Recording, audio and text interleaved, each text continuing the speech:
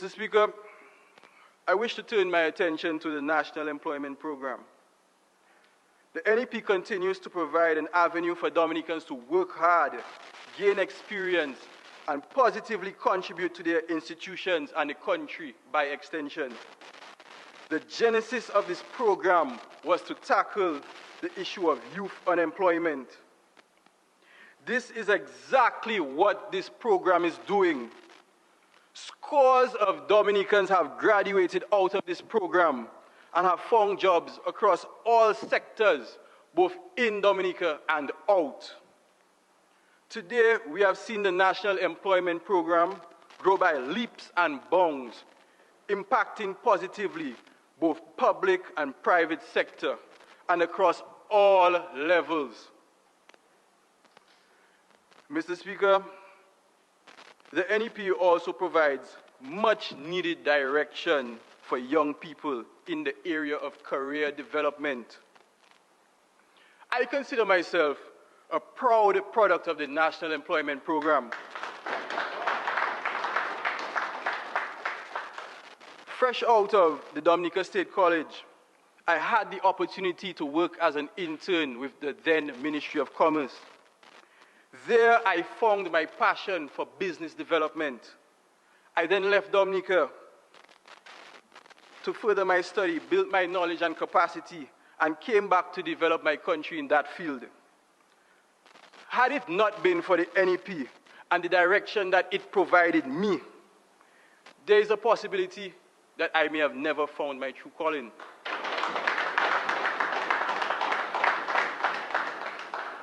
Now, Mr. Speaker, my story is not unique. There are countless other individuals, young people, who have had similar experiences.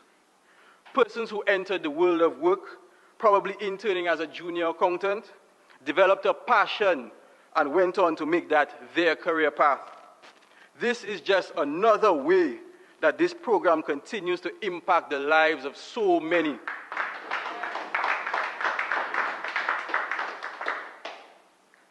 The NEP has a budget allocation of $9.5 million.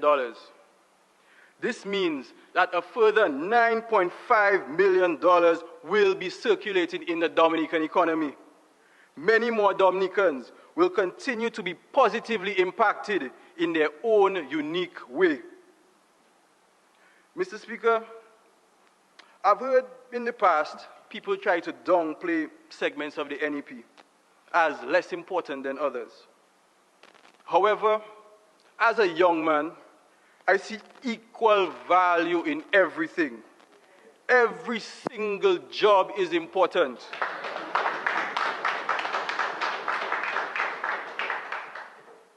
You could be the cleaner or the general manager. Both these positions keep the organization going. The cleanup and beautification teams across the island are a vital component in the development of our country. Our tourism product, for example, when we speak about keeping Dominica clean and green. And at no time should we make these hard-working young men and women feel any less than one of us here in this honorable house.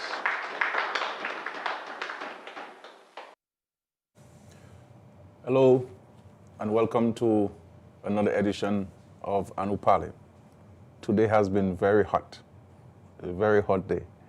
I think one of the hottest days for the year so far.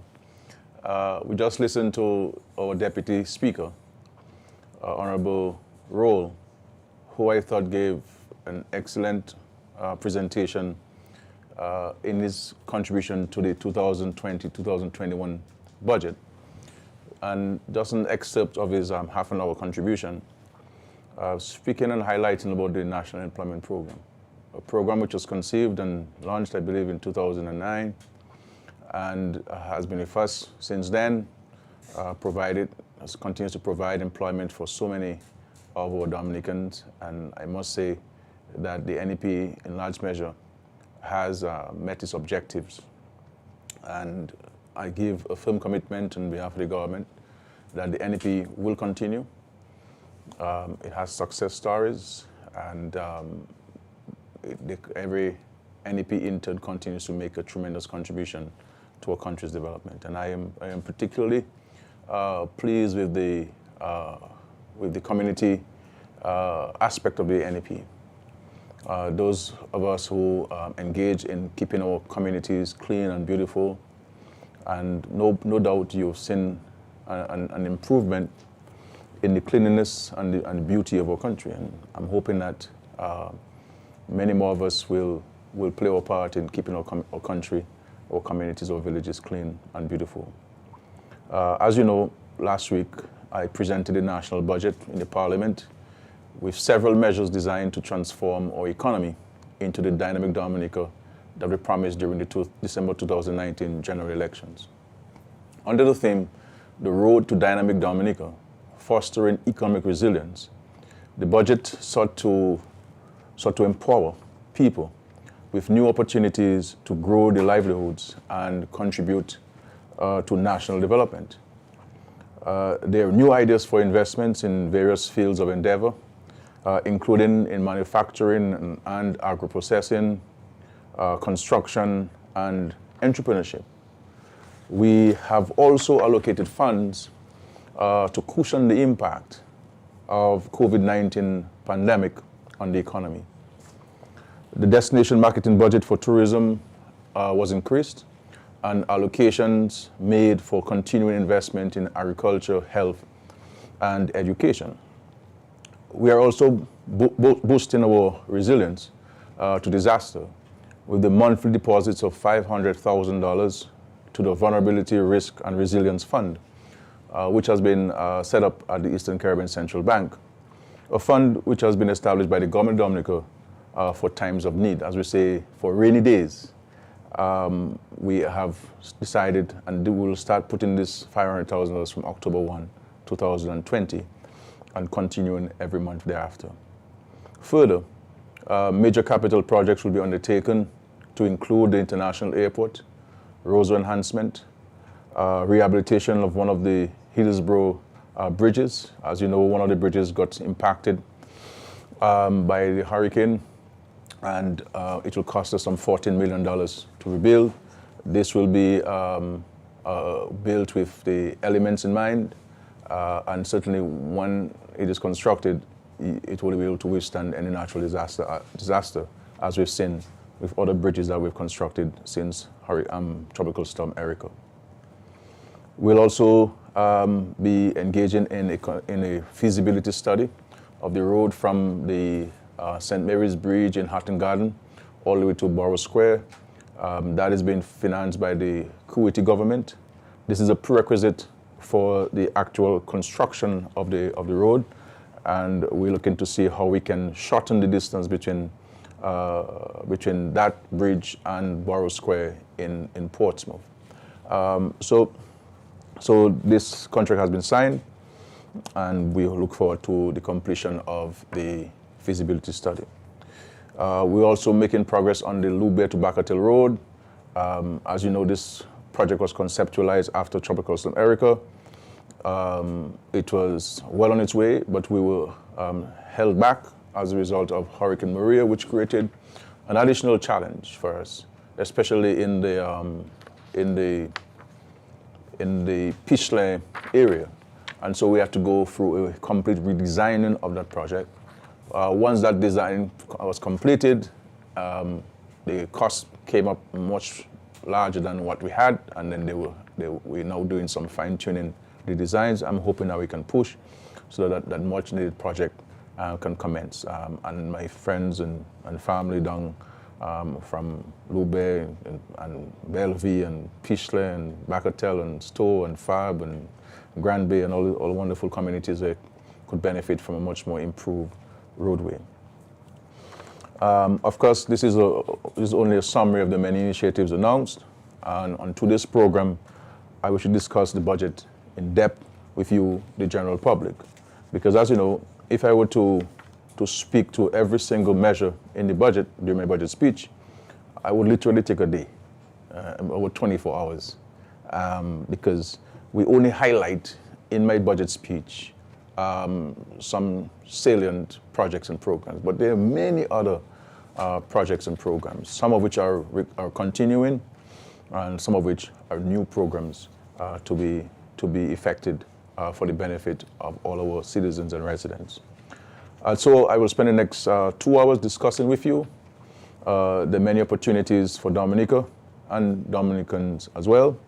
I will take your calls. I look forward to getting your calls. Also, you can send us WhatsApp messages.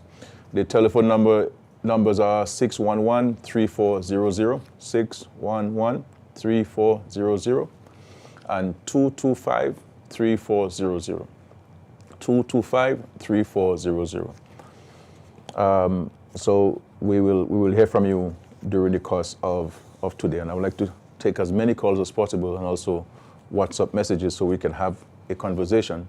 You could seek clarification on some of the measures that we've put in place, and whatever questions you want to ask of me in respect to the budget, feel free to do so. Now, the budget, as I said, captured a number of new measures to stimulate the economy. I'm also happy you could join me this evening to bring greater context to these proposals. For example, due to the impact of COVID-19, we are seeing a reversal of the positive outlook for the economy. Just in January, the IMF predicted expansion of 5.5% growth for Dominica in 2020. So we were doing very well. And that was on the heels of a 9.6% growth, unprecedented in Dominica, unprecedented in our country. And in large measure, it was due to the government's policies and programs. We invested, we spent on housing, on infrastructure, on education, on health, to ensure that we could sustain jobs and to ensure that we did not go into recession, and to ensure that we did not reverse the gains that we had made prior to Hurricane Maria, to ensure that we do not descend into a state of poverty, and which has been the case for many countries that have had disasters like Dominica, not even to the extent, because we just had Erica, 90% of our GDP was impacted. Then here comes Maria, 226%. Any country in the world, big or small, who would have been impacted by 226% of your GDP, you would have gone under. We thank God for his mercies and for his blessings, because it is through him, because of him, we're able to achieve these things. And sometimes we take these things for granted in Dominica. All of our students stayed at universities. And in that year, we paid $23 million for students studying overseas. $23 million. We did not only keep every public servant in job, we also paid the salaries of dozens of private sector employees for months to ensure that they could have eaten the bread, and to ensure that they could have taken monies to their families and be able to buy food, and to ensure that they could have paid their mortgages, their rent. And we have done so not because we had an obligation to doing so. We fixed people's homes, thousands of homes in Dominica, and in quick time. Providing grants to people to fix their homes, and we did so because we are a government that cares. So it was predicted by the IMF for economy to grow in 2020 by 5.5%. And that also is an unprecedented number in Dominica. And the succeeding years, there would also have been positive growth in the economy. But that what we have done in this budget is to recognize that the entire world is grappling with an unprecedented challenge. I mean, I was just watching the news there, and 6 million Americans are relying on food stamps to survive, to ensure that they can have a breakfast or dinner. And some 32 million people are still registered for unemployment benefits. And this is the story everywhere else in the world. And different governments have tried different measures, different stimulus packages to see whether they can, one, consolidate and sustain what's happening, but also to grow the economies. And I thank God for the blessings that He provided to us, that notwithstanding COVID, For example, in the NEP, as was said earlier, between January and July month end, we have paid out $22.5 million under the NEP. $22.5 million. And for seniors 17 over, the allowance for seniors 17 over, $5.6 million in January and July. And for the financial year, that is to say from July 1 to June 30th, we spent some $37 million on the NEP. $37 million was invested, and that is money in people's pockets, tax-free. There's no income tax imposed on the NEP employees, except for the Social Security deductions. And so we continue to commit ourselves to reaching out to people. And so in respect to tourism, as I said, we have increased our budget for marketing to $13 million because we would like to ensure that our name, our country's name, is known, it continues to be known out there. Dominica has particular advantages, I believe. People who want to escape from the trials and tribulations of the countries, Dominica is a safe place to come, obviously following the international protocols. We are working with airlines. We have provided licenses to a number of airlines to fly into Dominica, Air Antilles, Inter-Caribbean, One Caribbean. We've also provided licenses, I believe, to SVG Air, who wants to fly out of Canefield. I spoke to the Prime Minister of Antigua today on the LIAT reorganization. He and I will have a further meeting tomorrow to discuss the reorganization of LIAT. I want to thank him for his efforts. Because one of the important things about, there's a call, please. Hello, caller. Hello? No? Okay. Now, one of the things, why it is so important for us to support the LIAT reorganization is that we need to ensure that there is a connection between Dominica and Antigua and Barbuda. That's a major connection for us. With so many of our citizens resident in Antigua and Barbuda, family and friends in Antigua and Barbuda. And Antigua and Barbuda is a major market for fresh produce. And our hucksters have to fly in there, in and out of Antigua to pile their trade. And so for a number of reasons, we have to ensure that we support this initiative. And as I said, we support all the initiatives because our primary interest is to ensure that there are flights into Dominica. And so I look forward to having a further discussion with the Prime Minister of Antigua and Barbuda on this. Now, on the digital economy, somebody has a question there. Good evening, PM. Any change in the PCR testing from 72 hours for those who are not regional? There are discussions on this, my friend, internally. Last time I was in the program, I did in fact indicate. Sorry, there's a call. Hello? Oh, we're having a problem? Can I get the callers on? Yeah. It's ending? We have to fix this. We spoke about extending the possibility of extending the requirement, the PCR from 72 hours to 7 days. Some countries have done so, 5 days, 7 days, 10 days. There's still a debate taking place within the Ministry of Health on this. And I'm hoping again that we can be advised on this. I am very careful, as you know, about imposing myself on any protocols submitted. I would like to follow very clearly and carefully the protocols because one of the things that we have to prevent in this country is to have a second wave in Dominica. And this is why we want all of us who are traveling to understand, to be patient, to be understanding. We're doing this for your safety, for the safety of your family and the safety of our citizens and residents. We're saying that we have another call. A caller. Hello? Yes, good evening, PM. Hi, good evening. Okay. Welcome. Hi, thank you. I'm calling from the U.S. The U.S. I am calling, yes. I am calling to say thank you for your good work.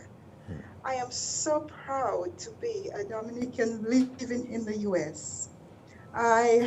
Dominicans are so blessed to have you as our leader. May God bless you. And I am just so, so proud. I am considering returning home, and I believe this is the time to do it. This is the time, darling. Thank you. Thank you very much, and we look forward to you coming back home. God bless you, and stay safe. Yes. We empathize with the American people with the challenges they're going through with COVID-19 in many of the states. America has been a great partner of Dominica. They've allowed so many of our citizens to call America home. It's provided opportunities for many Dominicans, including myself, by way of education. And so we're eternally grateful to the United States. So whatever they're going through, we empathize with them, and we hope that they can overcome this challenge. A phone call, please. Hello. Hello. Hi. Hello. I would like to talk to the Prime Minister, please. That's. I'm here. Talk to me. Yes. Good evening, PM. Yes, ma'am. Good evening to you. Yes, I'm calling in connection. Yes, I'm PM. Yes. I'm calling with connection of my roof. Your roof. My roof? Yeah.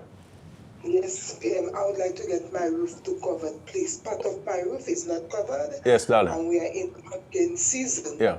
You know? Yeah. And I'm a very great supporter to the Labour Party. Where are you calling from? Where are you calling from? I'm calling from Kenfield. Kenfield. Okay. I will send somebody to see you on Tuesday morning, God's willing. Yes, PM. Okay. Please don't forget. No, we'll follow it. We have a number, and we have a number, right? Let's get a number, and yes, we'll call you after this program, darling. Yes, I would appreciate that very much, PM. Yeah. And if I get a chance, I'll come and see you sometime. God bless you, darling. Yes, I'm listening. Thank you. God bless you. Thank you. God bless you. Make sure we visit this lady on Tuesday with a roof and so on. So I was saying, is there a caller? Okay, the WhatsApp message. Good evening, PM. What is the cost of mandatory quarantine for Dominicans who got stuck in CARICOM countries since COVID-19? Well, I've been told that the cost of the quarantine, I believe, is $500 and something, $550. I believe I'll get the precise cost for you. But the problem we have is that nobody wants to pay. I mean, if everybody wants to come and sleep in his apartments and eat some nice fish, fresh fish and fresh vegetables and ground provision that they have not eaten in so many years and months, and then they don't want to pay. I mean, at least pay something. You know, in some countries they're now taking people's passports until they pay. And I don't want to get to a point where we have to confiscate somebody's passport so that they could pay the stuff. So I'll get the information for you, my friend, and I will give you precise information about the cost of quarantining. Thank you. Hello, caller. Yes. Good evening. Hi. How are you, Prime Minister? I'm very well, thank you. That's good. I have a few questions. I'll try to be as quick as I can, but I ask that you bear with me with my questions. Sure. I am a Dominican residing in Canada, and I recently lost a brother the day before my birthday. And I have a question in regards to the 72-hour time frame. I know you just talked on it briefly, and you said that you guys are considering doing something about extending the time frame. That would be of great benefit to people like myself who wishes to return home to at least mourn with my family. Yeah. The 72 hours is just not feasible when the test results take at least 48 hours, like 2 days. So that's one. I would really appreciate if something could be done in regards to extending that. Sure. Also, it is a challenge because people who do not have Canadian health cards, the test results are available at no cost to them. They can do the test. However, the results take a while, and that's no fault to the, for example, students. Secondly, we cannot get to Dominica the same day. For example, I had a flight booked for the 30th of July, and 5 minutes after midnight, we got a message from one Caribbean saying that they canceled our flight. And we had to call Air Canada and cancel that end of the flight. Now, how are we going to comply with the 72 hours if flights are cancelled in the air? Sure. And the 72 hours will extend beyond that day. Okay. What's the second question, ma'am, please? The second question is regards to flights not getting to Dominica the same day to accommodate people from the U.S. or Canada or England. As far as I know, one Caribbean is saying that they cancel our flight because they didn't have permission to land in Dominica. The other option is Air Antilles, but when I look online, Air Antilles leave around 10:20 in the morning. That is not enough time for Air Canada to even land in Barbados for us to get that flight. Yeah. So we will be over the 72-hour time frame. Yeah.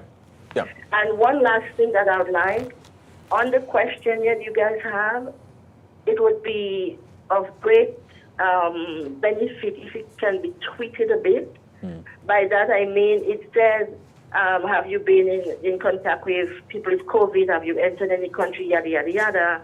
It said, have you done the test? You either say yes or no. If you say no, then you're in trouble. If you say yes, you did it, you have to submit the result. Okay. But we don't have it yet. Okay, darling. All right. These are very important questions you've asked. As I said, I know there were meetings on the weekend by the health team and, of course, the Cabinet Subcommittee on COVID-19. I'm hoping I will get the recommendations this evening going into tomorrow. So I will wait to see what advice that the Ministry of Health is providing to myself on the issue of the 7th day. Now, the challenge one has with the 7th day prior to travel is that if you get the results the first day of the 7th day, and then you go shopping and you go around the place and you move around on the buses and the trains, you can in fact contract COVID-19 during that 7-day period you're moving around.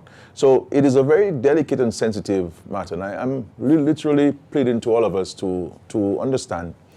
And you know, we've facilitated people coming to the country. We understand people are stuck. We understand people have to come home.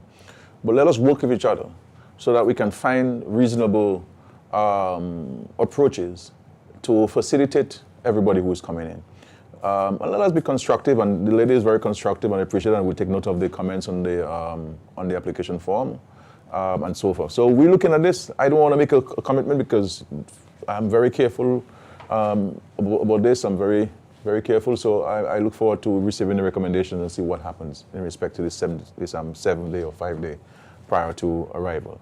But I do know that we have facilitated people who have not gotten the results, but these people have had to go into quarantine.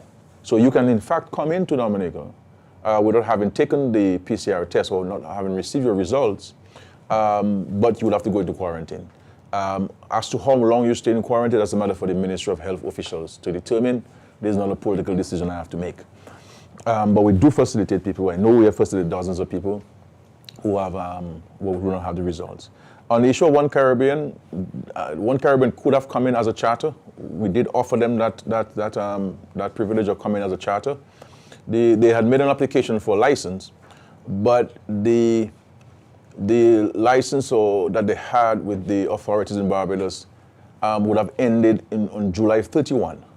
And what ECHA said to us was that we needed to get them to renew the license with Barbados before we in Dominica would give them a license to operate into Dominica. They did get that extension, and they wrote to us, I believe, on the 30th or the 31st, thereabout, indicating that they received the staff. I have given the Minister for International Transport, Minister of Tourism, the authority to go ahead and issue the license to One Caribbean, and I'm hoping that they will do so by Tuesday for the latest with One Caribbean, so that the issue of license is no longer a matter of concern for One Caribbean. And we take note, as I said, of the point that you made.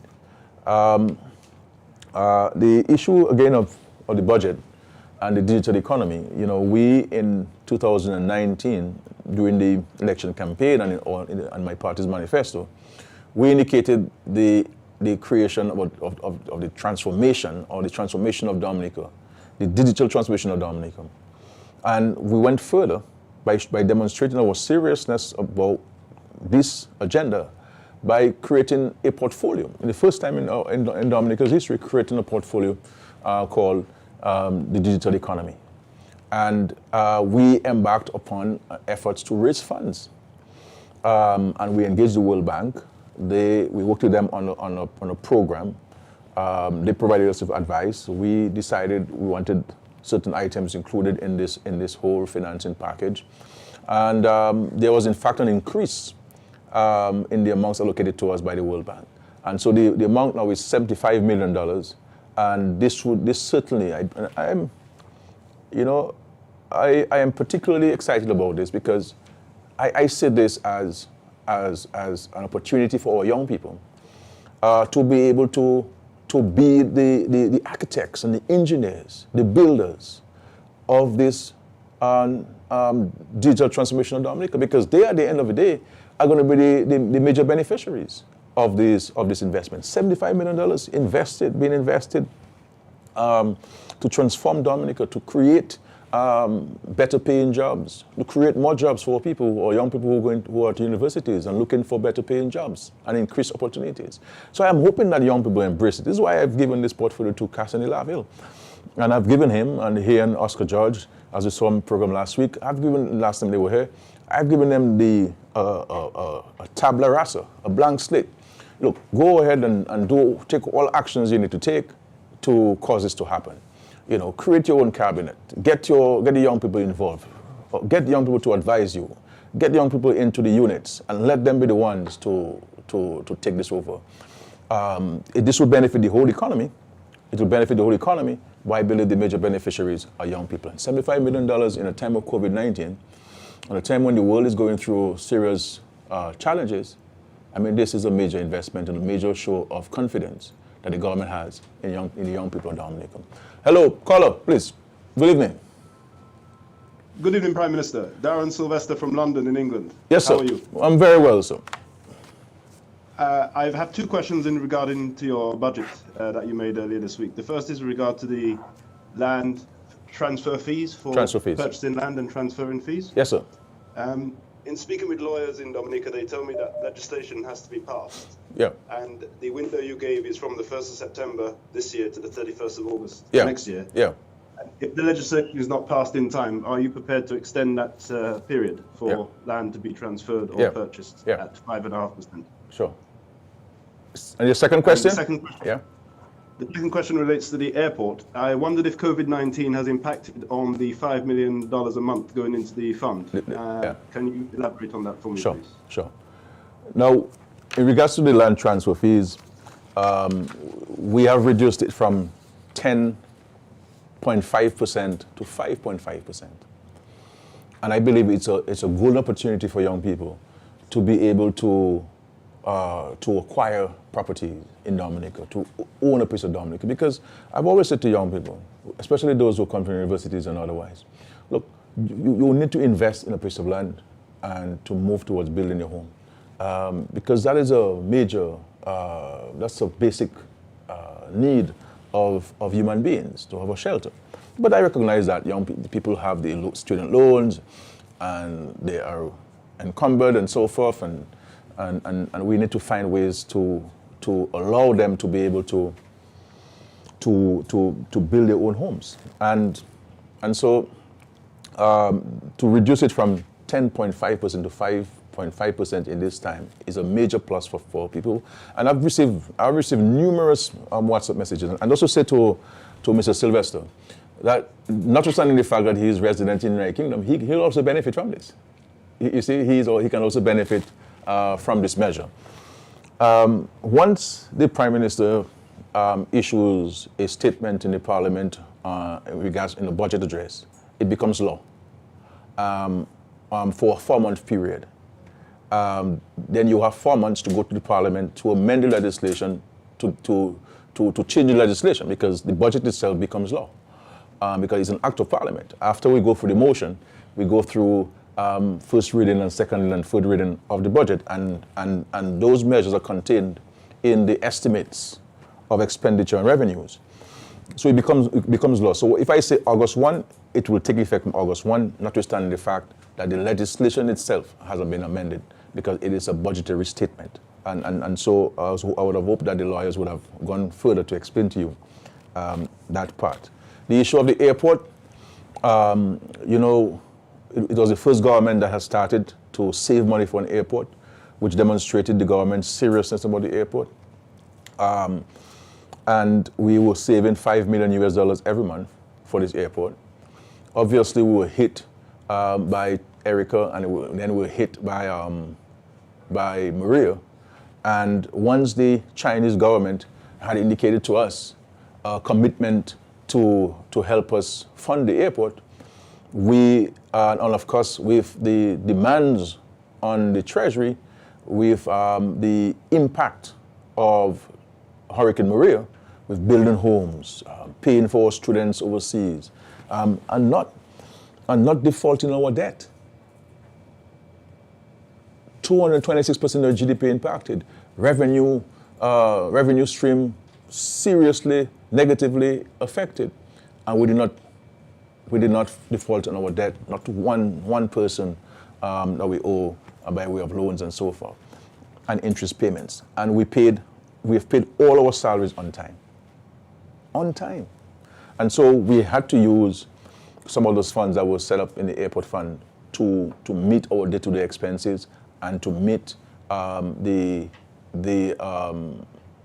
cost of rebuilding Dominica, because there was a need for it and so forth. Sustain the NEP, for example, pay for the $800 a month for the allowances for people 70 and over, and to improve the health sector, to invest in agriculture, to invest in small business operations in Dominica. But I will say to you, Mr. Sylvester and others, that the fact that we have used monies from the airport fund and that we have not since then been putting the $5 million every month will not negatively impact the airport project. I believe that this is our time, and this may be our last chance to build this international airport. And I have faith in God that He will ensure that Dominica gets its international airport. I can feel it, I can sense it, and I believe it. And I think very soon I'll be in a position to even give the country clearer details about the airport and the commencement of the airport. Thank you very much for your call. It says, WhatsApp message here, hi PM, I would like you to elaborate more on the $10,000 grant for the young people who want to start a home or buy land, and what are the requirements for this? Biosh is listening. My dear people in Biosh, I love you very much. Wonderful people there, my family and friends. They're, they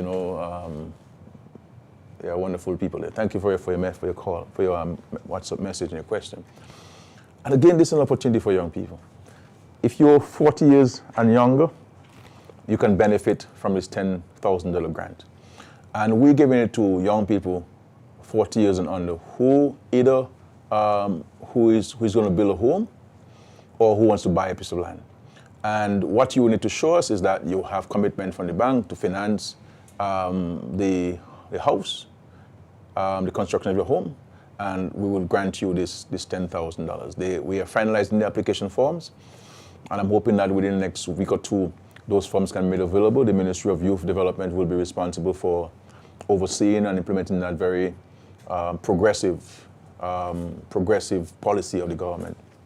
And if you buy some land, you need to show a letter of intent and your willingness to buy the land from the person, and you can use that $10,000 to pay for the transfer fees associated with the acquisition of that land. It's a major hand up to young people, and I know young people are going to take advantage of it, because people are now calling landowners and say, look, I want to buy the land now, and people are asking me, look, Prime Minister, I've started my home, I'm on a foundation, would I qualify for this $10,000? Yes, you will qualify. Once you can present to us that you have the financing and you can show that you're progressing, you will qualify for this $10,000. And it's a major plus, first initiative of its kind, which tells you of the thought process we put into this budget, and our understanding of people and how people live and what are the challenges of Dominicans. So I can tell you, while everybody was with COVID-19 and people were locked down in their homes, I spent the last several months consulting people. I had numerous meetings. Sometimes I would have about 4 or 5 meetings in a week with different groups of people, hearing from them, sitting down with them and say, look, tell me what you think we can do together to make life better for you, to make your businesses more successful, to cause Dominica to grow and to be what we really want it to be. Let us close the gap of the unnecessary discussion. Let's focus on the fundamental issue of national development and what's going to be your contribution, my contribution, our contribution to the development. So a lot of these measures that are contained in this year's budget, like other years, came from consultation. And I thank God I have this characteristic, this trait of being able to listen, and to listen for several hours, and to hear from people. And this is one of the beauties of the job as Prime Minister, to be able to hear from people, ordinary folk, simple folk, on what they think the country could be. Another WhatsApp message, good evening PM, regarding young people getting land to build their homes. There are young people who are willing to build their own homes but do not have a job secured enough to get a loan do so, for example, at NEP. What can be done to help these type of people gain access to building their homes? I am seeking to formulate a special facility for the NEP people. And I intend to look at the Government Housing Loan Board and to see whether we can come up with some kind of special program, or even with the aid bank, where we could provide the aid bank with the funds and secure it so that the aid bank does not have the liability of its own, as its own. So it's something that I am aware of, my friend, and I know it's a concern for many who've met with me. But we're trying to find a solution to it, and I believe that that in due course we can find a solution to this, where the government can provide the funds and you could borrow from the Government Housing Loan Board. Obviously, I may have to amend the legislation where the Government Housing Loan Board is concerned, as we've done in the past, to allow you to have access to this. So we're mindful of this. And so I was saying about the digital economy, and I'm hoping that the Minister, Honorable Laville, could have a consultation with young people who are interested. All young people who are interested in knowing what the digital transformation Dominica is or digital economy is about, how can they participate, and their availability to be part of this process. And I do not want to sound like a broken record, but just to tell you that I am very passionate about this. I believe that if it's properly implemented, that we can see so many benefits to our country, and especially our young people who are desiring a better life and a better way of life in our country. And so the goal there is to ensure that advances we speak of will result in benefits to all sectors, and it will boost economic activity and business activity and improve people's lives. So there will be impact in education, in the way we do business, the way we transact business, and there are so many attendant opportunities and benefits to this effort. Any other questions there? Okay, no? And in terms of agriculture, I have never seen farmers so excited. And I am happy that that they are, because I'm a farmer myself. I was in the hot sun this morning. Watering my plants, and I know I hear from farmers. I speak to farmers, and the funds that are making available, the inputs are so helpful to the farmers. And farmers, by and large, are using the funds and the support that they receive properly. And I look forward to seeing a sustained success of these investments in years to come. We will take a break, a 2-minute break, and we will come back to you in a couple minutes, 2 minutes. Thank you very much.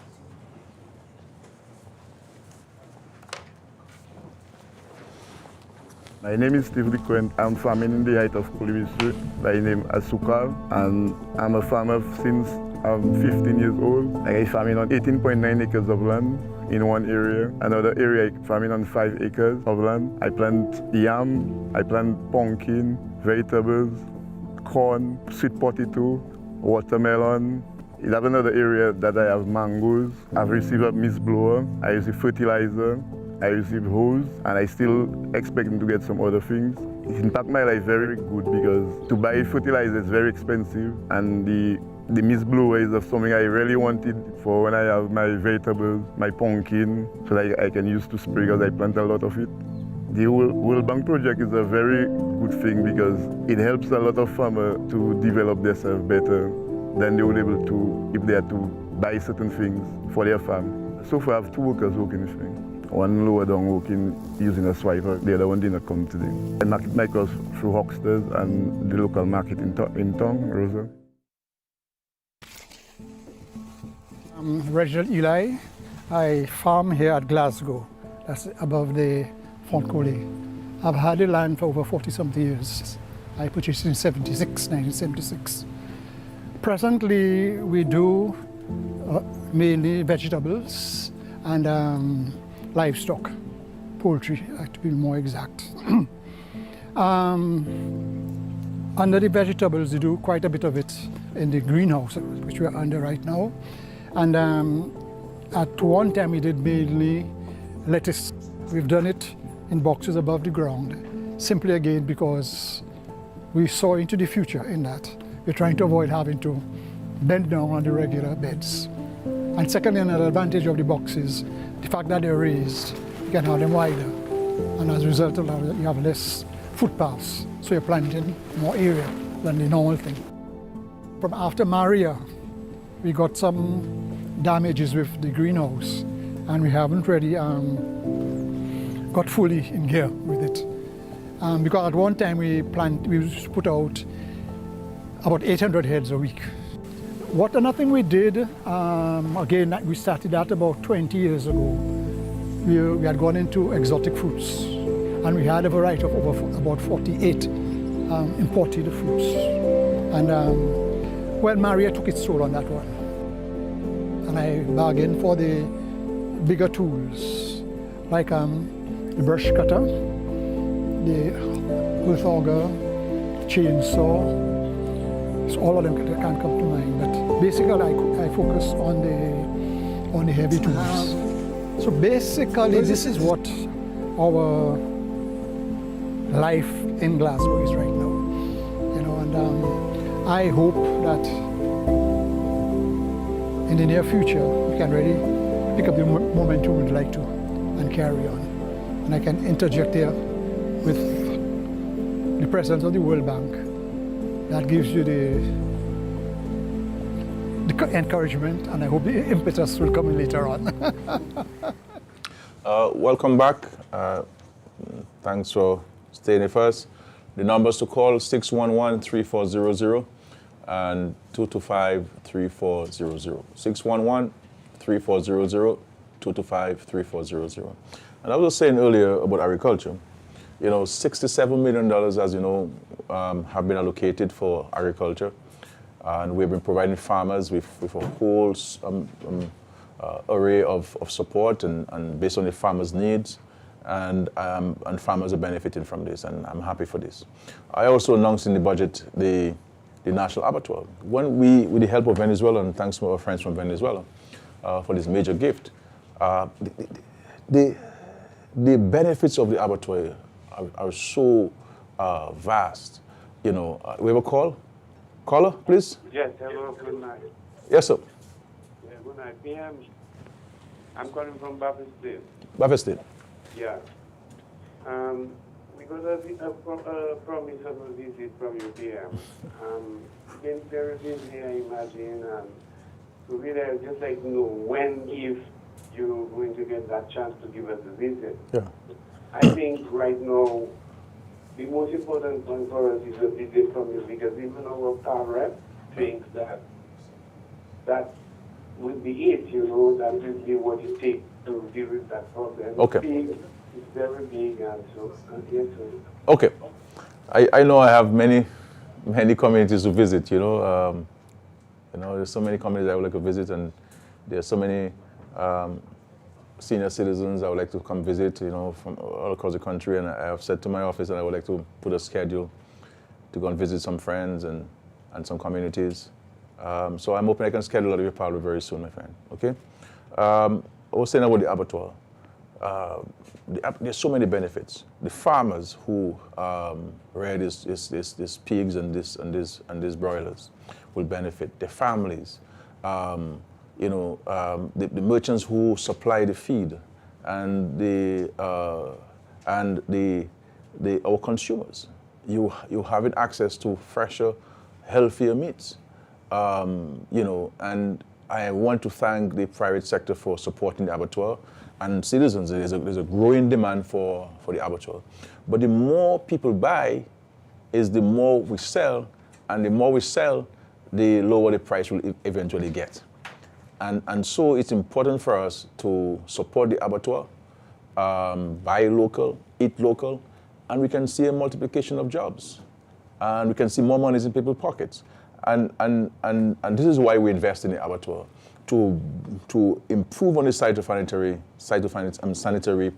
levels and conditions of the slaughtering and processing of meats in Dominica, but also to create additional economic opportunities for us. And this has been a major investment. This abattoir survived the hurricane, and then we're getting some additional funds from the World Bank to enhance the capacity and the operations of the abattoir. So there'll be a further, I believe, $2.5 million that will be invested in the abattoir to improve on the equipment and the operations there, so that we can certainly increase the capacity to process meat, both pork and poultry parts. And so what we're saying is that, and I don't believe the government should be involved in private sector activities. I don't believe that. And I'll come to this in a while. Let us take this caller, please. Caller, good night. Good evening. Good evening. Hello. Good evening. Hi, go ahead, please. I'm hearing you. Thank you. Yes, I'm calling from Colio. Colio. Can I hear anything about the river wall for Colio, please? Yes, darling. Yes. Yes, you tell me don't call. All right, river wall. Thank you. All right, I'll respond to you, river wall, in a while, my friend. I was saying about you. I don't believe the government should be involved in the private sector. But there's an opportunity for those of you who have gone to university. You have accounting degrees, you have degrees in finance, you have degrees in marketing, you have degrees in agriculture. Come together, form a consortium, form a company, and present the proposal to the government. You have the abattoir, you can start slaughtering meats the same day you sign the agreement. And make money and become rich. And you help the farmers become rich at the same time. So it is an opportunity. And what we're doing is to challenge the private sector in Dominica, because some people criticize, what's Skerrit doing for the job, what's Skerrit doing for investment, boy, I coming from school and so on, and with the opportunity. Here's an opportunity. Here is a golden opportunity for people to become entrepreneurs, business people themselves, and to make money for themselves and to get themselves rich. And we're going further to say, look, the abattoir will be leased to you at $1 a year for the first 5 years. We've had a proposal from a foreign company to manage the abattoir, but I would prefer Dominican own it. You understand? And so this cannot be this opportunity. We're telling you to go to the bank and get money. We're not telling you to go and put your house in at the bank to get a loan and so forth. All we need to bring is your management skills, your marketing skills, and you are starting abattoir and you are making progress in there. So it's a major challenge. Say good night, a WhatsApp message, a question. Good night, PM. I would like to know how soon the Eastern Road project is going to commence. Now, I am very happy for the people in the Castlebrooks constituency and the Salisbury constituency in particular, as you will be the major beneficiaries of this project. This is a $126.5 million EC project.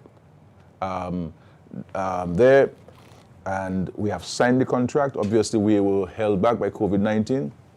As we're opening up, we will start seeing movements there.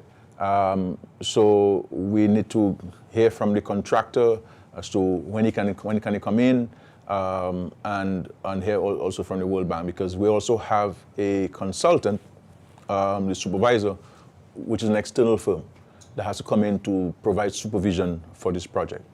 We've asked that consultant to engage a local counterpart so that they can hold papers for them and be able to provide the supervision. So I believe, all things considered, maybe September thereabout, but this is a major project that's going to dramatically improve the condition of the roadway from Bois d'Arbre there, and the Emerald Pool area, all the way to Hatton Garden. Through at Kingston. Let us take a call and I'll come back to the completion of my response. Hello? Hello? Yes, sir. Good night, Roy. How are you? I'm very well, my friend. How are you? Roy Mitchell, Mondo, good man. Yes, Roy. Good night. Let me tell you, Chief. I see you give the opposition leader speechless one. I want to congratulate your cabinet and all the ministers, especially my parent, Akira, for this very important thing. And we tell you guys, keep up the good work. It's not easy, we fight it, but we can do it. Yeah. No, thank you very much, my friend. We have to keep fighting, we have to keep pressing on. We can't be daunted by these challenges. In every disappointment is a blessing in disguise. We have to look for the blessing, and we're looking at it, and God has provided it to us.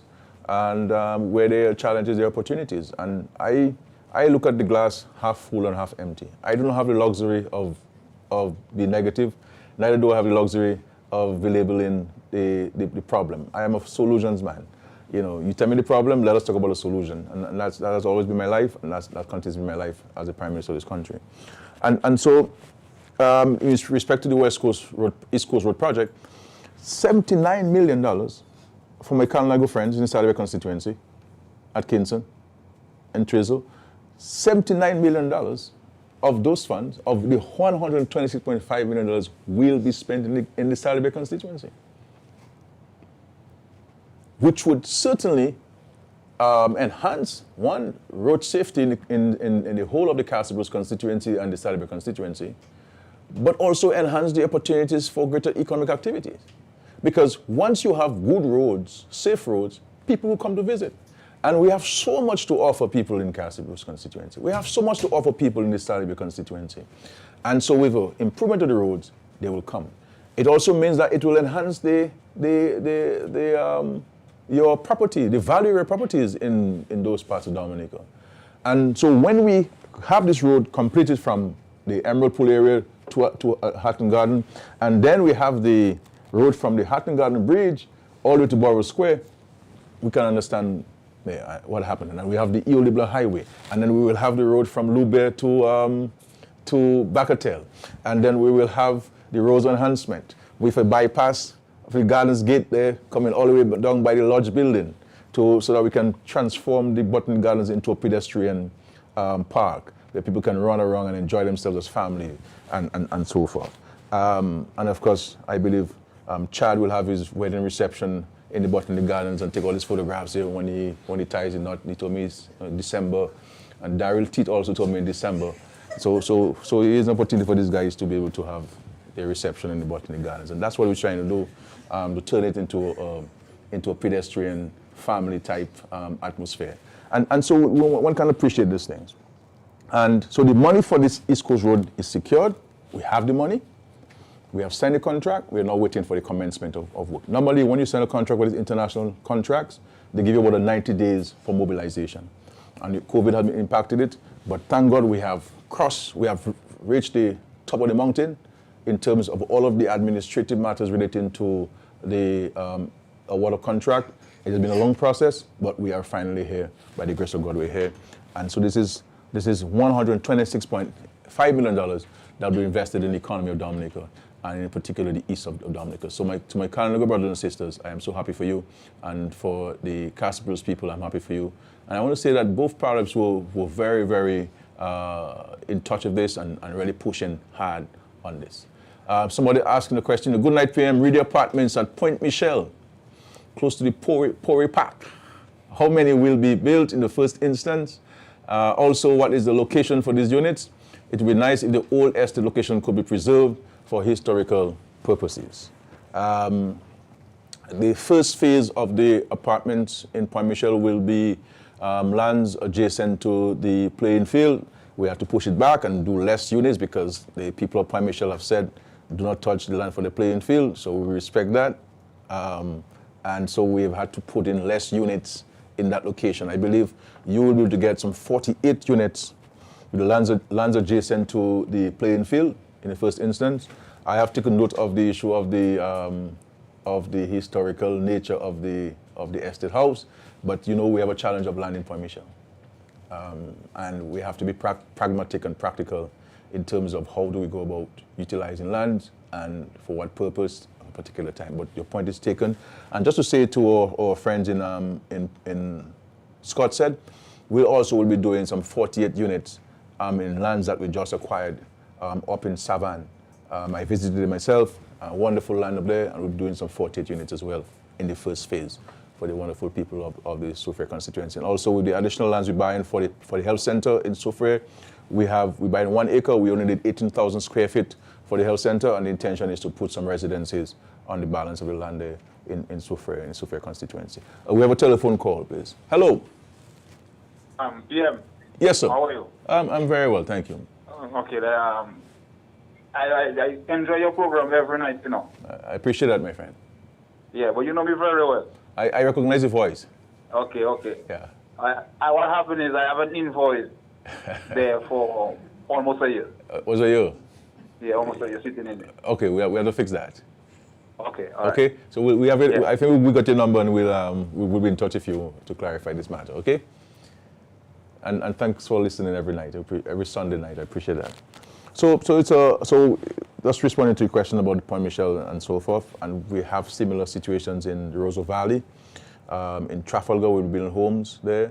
We're currently building 10 homes or so in Cochrane. We also started opposite the grammar school, some residences there. We're moving to Palm. We have identified government lands in Canefield East for housing units that will be committing to 70 units there. Also in Massac, we have to acquire some private lands. You're talking to Wesley and Woodfordale. The people desperately need homes in Woodfordale in particular. Thank God we have some government land, some 4 or 5 acres of land that we'll be building some residences there. We're starting, I believe, with 30 in the first instance. Also in Wesley, the commitment to build some 70 with 30 in the first instance. Also to facilitate the airport project, then families that will be affected with their homes. And so the intention is to provide residences for some of the people who will certainly need homes as a result of the airport project. And in Bacatel, once the health center is completed, the intention in Bacatel, as you know, in our discussion with yourselves down this last year, we have to relocate the health center, so the existing health center will be demolished once we complete the new health center. And we're utilizing the lands adjacent to the old health center site, including the old health center site, to build some residences in Bacatel. That's the only safe place we can find Bacatel to build, and we look forward to the commencement of the completion of the health center and then the commencement of these units and so on. And there are many communities in Paybush and Calibishi that will be building homes. In the Canada territory, we have some 50 homes, funding already secured from the European Union, $10 million. We're about to receive the tender documents so we can start the construction of his 50 homes in the Canada territory, the Salisbury constituency. At Kingston, I'm hoping to have a meeting with the chairman and the councillors in Kingston very soon so we can finalize discussions on the construction of homes. We cannot leave out the people of Kingston and Trizzel, and I give you a firm commitment that our promise to you is solid, and we'll stick to our promise to you there.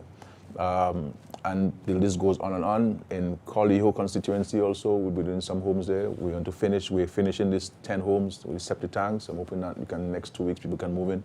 And so there are a number of positive things that will be happening where housing is concerned. And of course in St. Joe and Bells, we have to do some work in Bells, build some decent homes for the people there.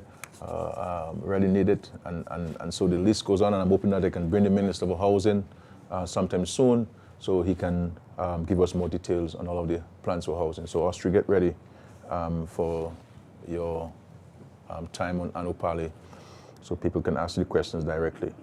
So, you have advance notice. And this goes on. Regards to, somebody's asked me a question on WhatsApp. Good evening, PM. I have a bachelor's degree in biology and chemistry. Postgrad, I have been actively conducting my biomedical research. I would like to return home to contribute to my country.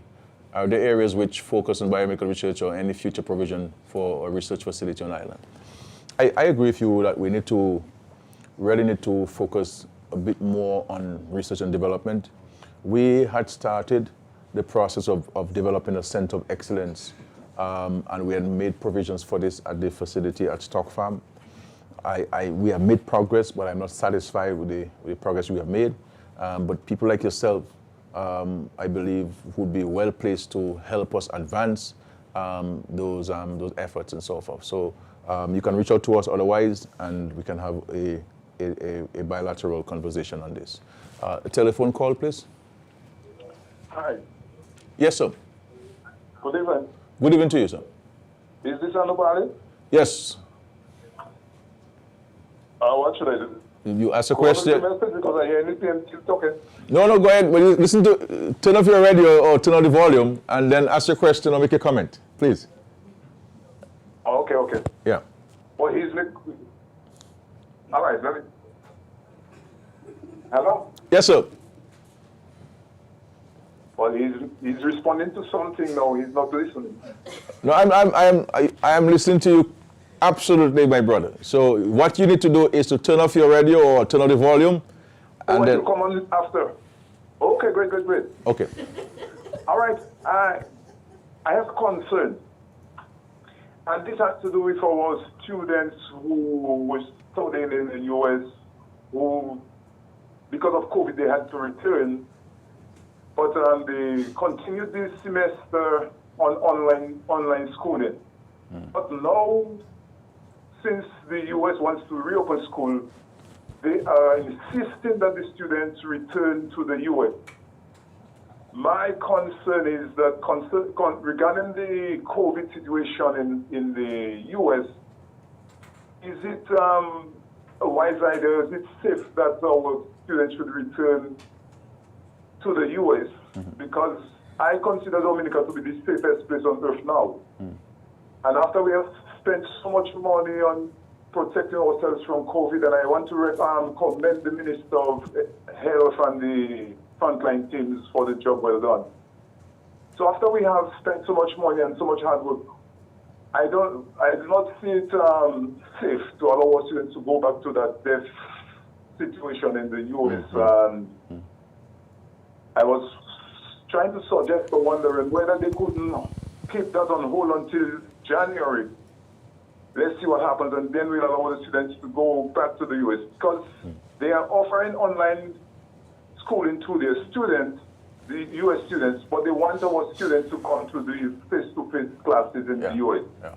This I don't understand, and I am very concerned and afraid because I have a son who's one of the students, and I'm very concerned. I recognize your voice. I know I was also, I met with some of you, but I was busy with the budget. I know some of the parents asked that I see that you meet me. You come from my constituency, I recognize.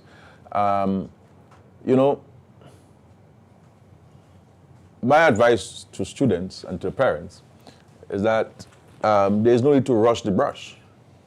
The situation in the United States is very serious.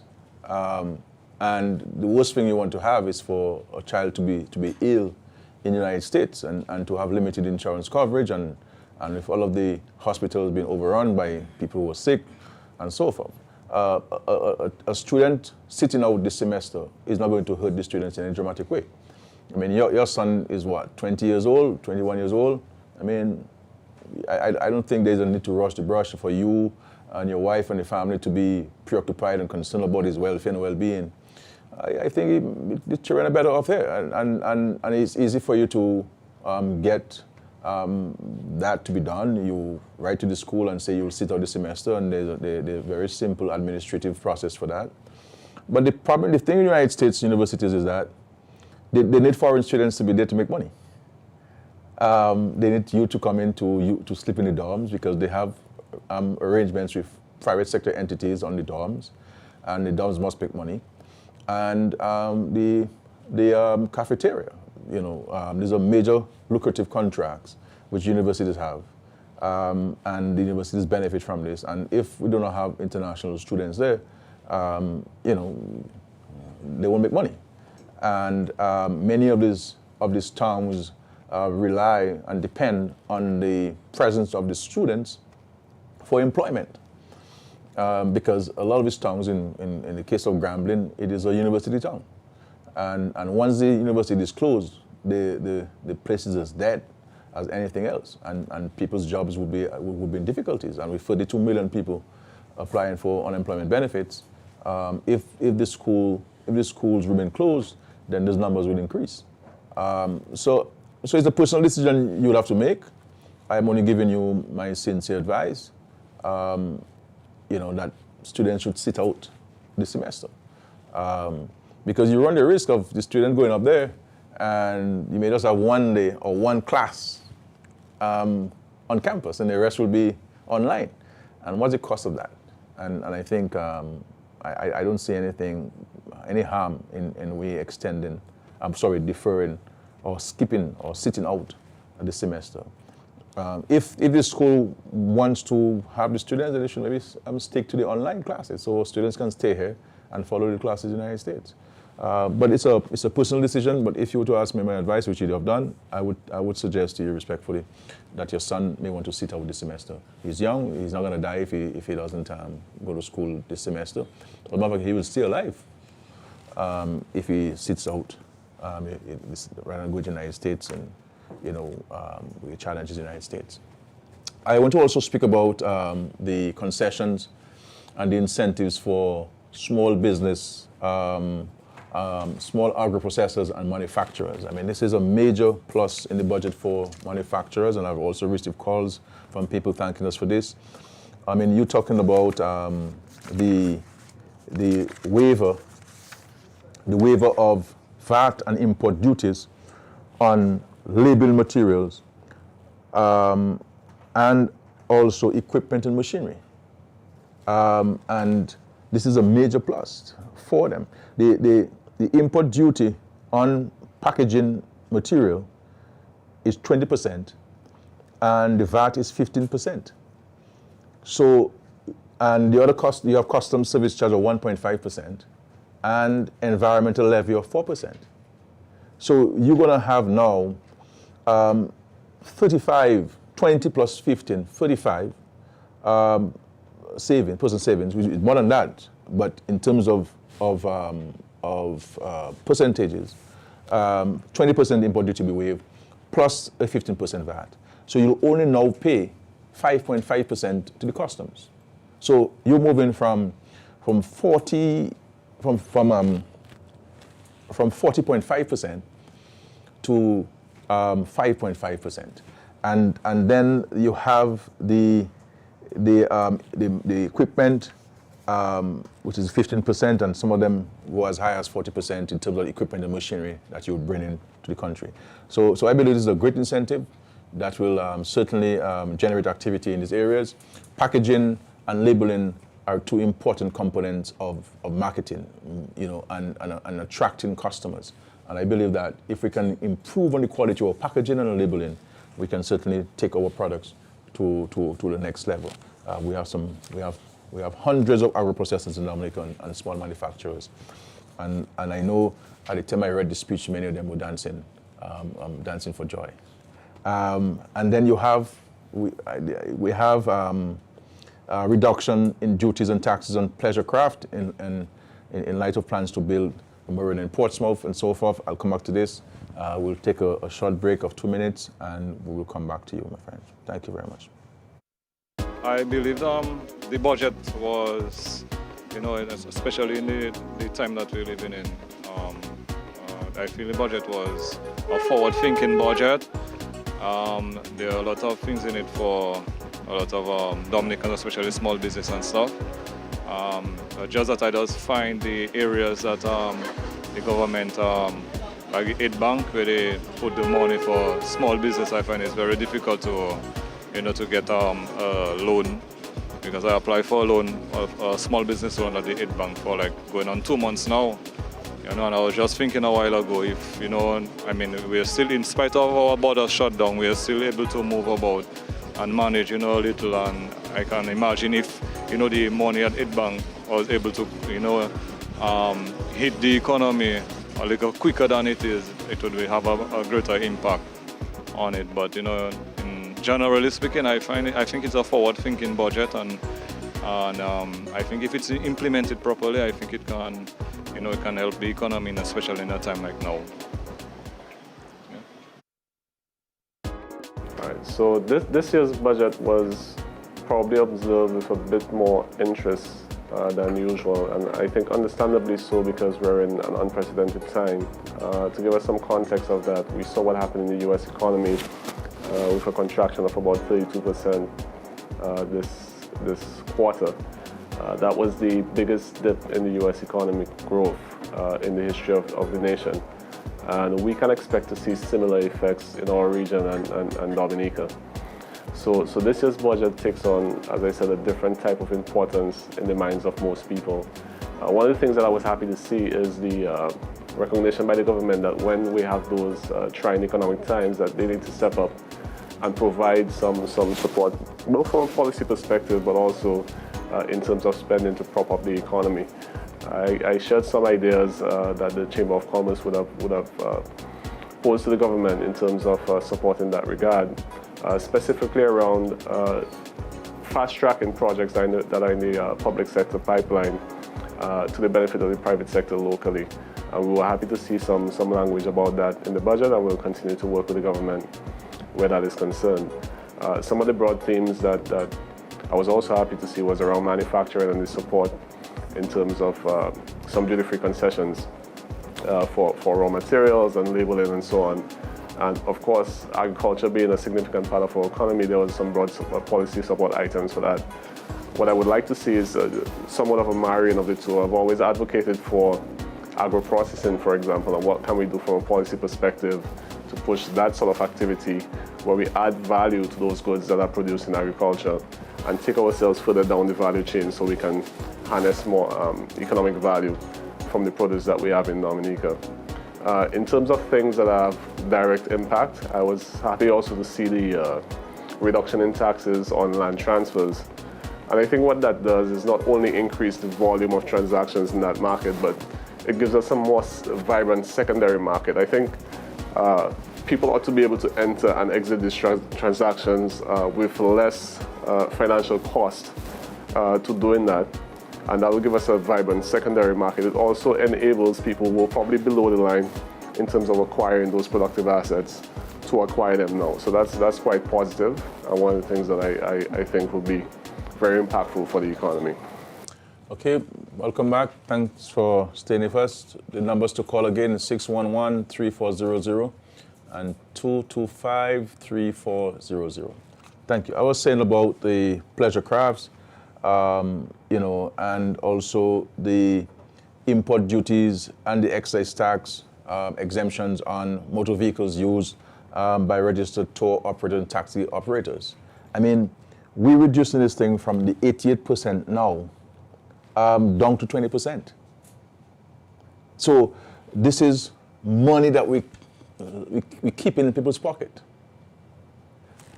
because we're waiving 40% import duty and 28% excise tax. We have a caller, please. Go ahead, please. Caller, welcome.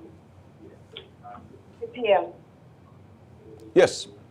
I would like to welcome. If you're giving out the Cuban scholarship to the people who applied earlier on in the year. Yeah, I believe in respect to the Cuban scholarships, I believe that you may want to be in touch with the Ministry of Education. They should have made contact with persons who would have been successful. So I'm sure the Minister and the Permanent Secretary are listening, and they will take note and to provide information to the public. But I believe that the process has been concluded, and they should inform the public on this. So I was saying that 40% import duty will be waived on these vehicles, and 28% excise tax, making for 68%. So you move from 88% to 20% in a time of COVID-19, when the government will be trying to keep every dollar it can get into the treasury. A phone call, please. Hello. Welcome. Hello. Good evening. Yeah, good night. Yes. This is Joseph Thomas from Penville calling over in Guadeloupe. My brother, how are you? I'm okay. How are you doing? I'm very well. Nice to hear you.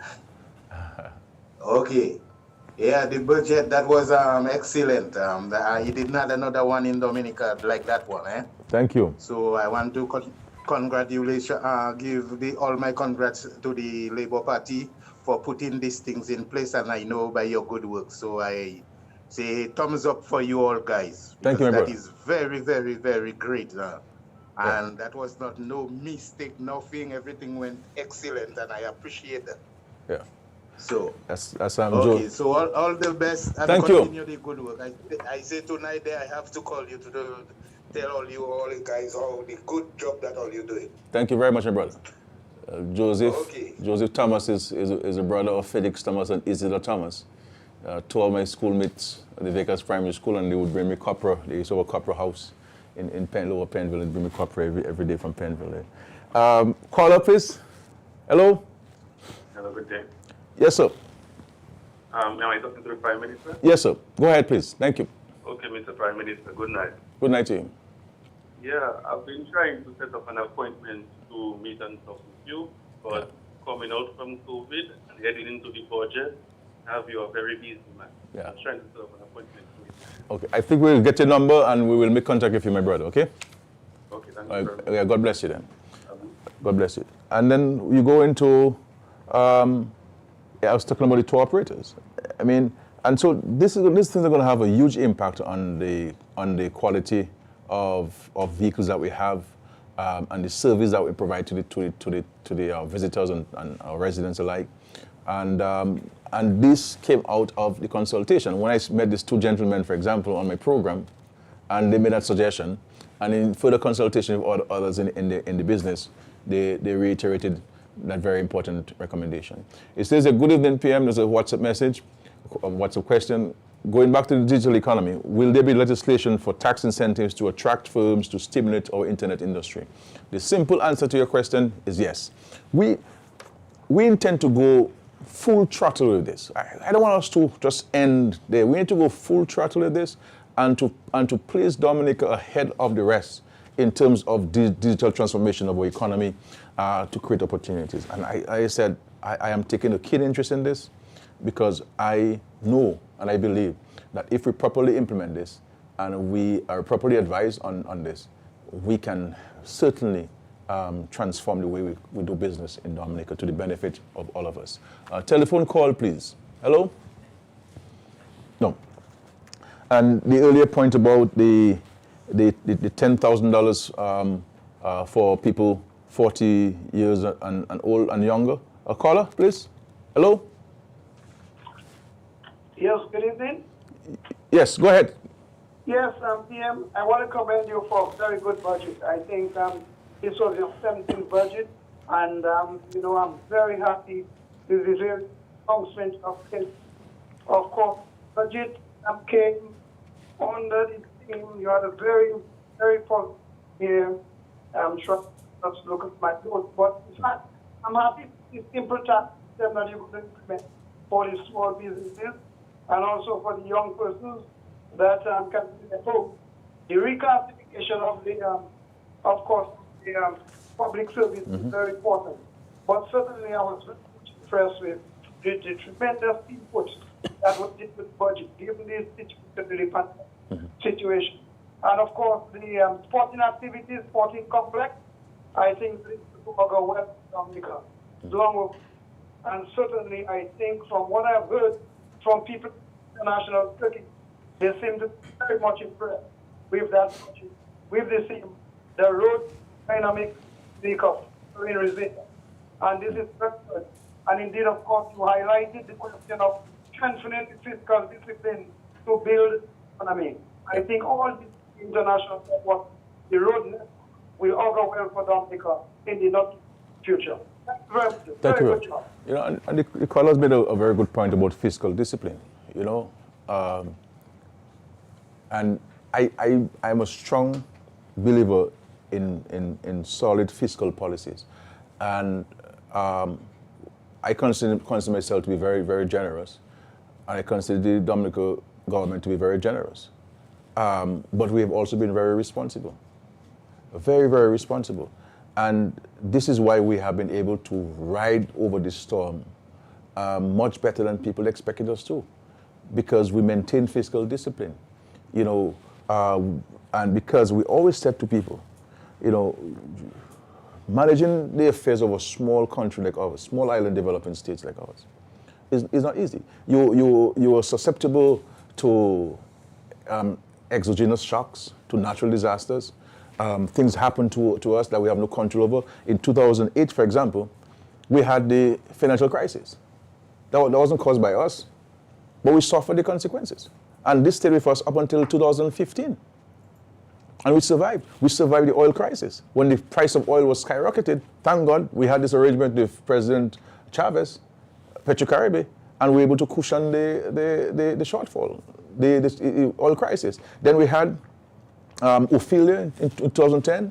Then we had the trough, December trough in 2013, Erica in 2015, Maria in 2017, and then the pandemic. You know, I feel like I'm almost like I'm Job, you know. I'm being tested more than Job, you know, but I can't lose faith. I don't have the luxury of losing faith. You know, it's not an easy job. Just imagine those of you who have families and how challenging it is sometimes for you to address all of the challenges of your family. Now, I have all of your families to be responsible for in the country. But I don't complain, because complaining is not my style. I believe in, because leaders must not complain. Leaders must find solutions to people's challenges, and that's what we have done. And everybody who is a conscientious person, who is an honest person, who is a Christian person, or whether you're a Muslim or Hindu and so on, you're supposed to be honest, would accept that this government has been doing a pretty good job in managing the affairs of Dominica. And we've seen the results. But if we do not have to contend with all of these disasters, where would we be in this country? We'd be much further than where we are now. And just imagine if all of these disasters, all of these external shocks, we have made progress. Our country's economy has grown. And people, by and large, have remained in jobs.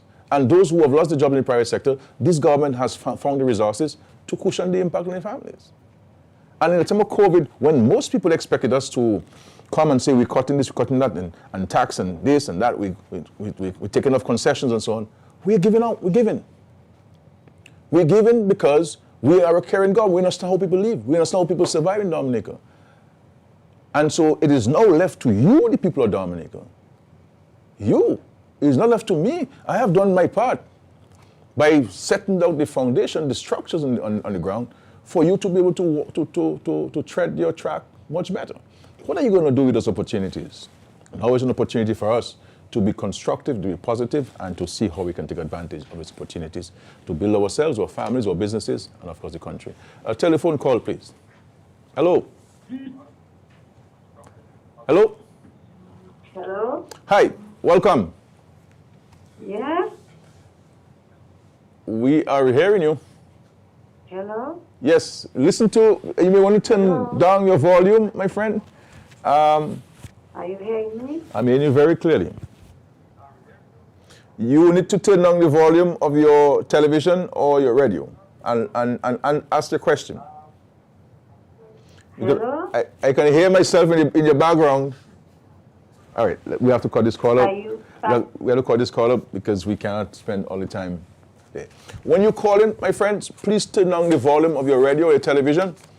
And simply ask a question. We're hearing you very loud and clear, okay? Because if you listen to your radio, you're hearing the feedback. You hearing me?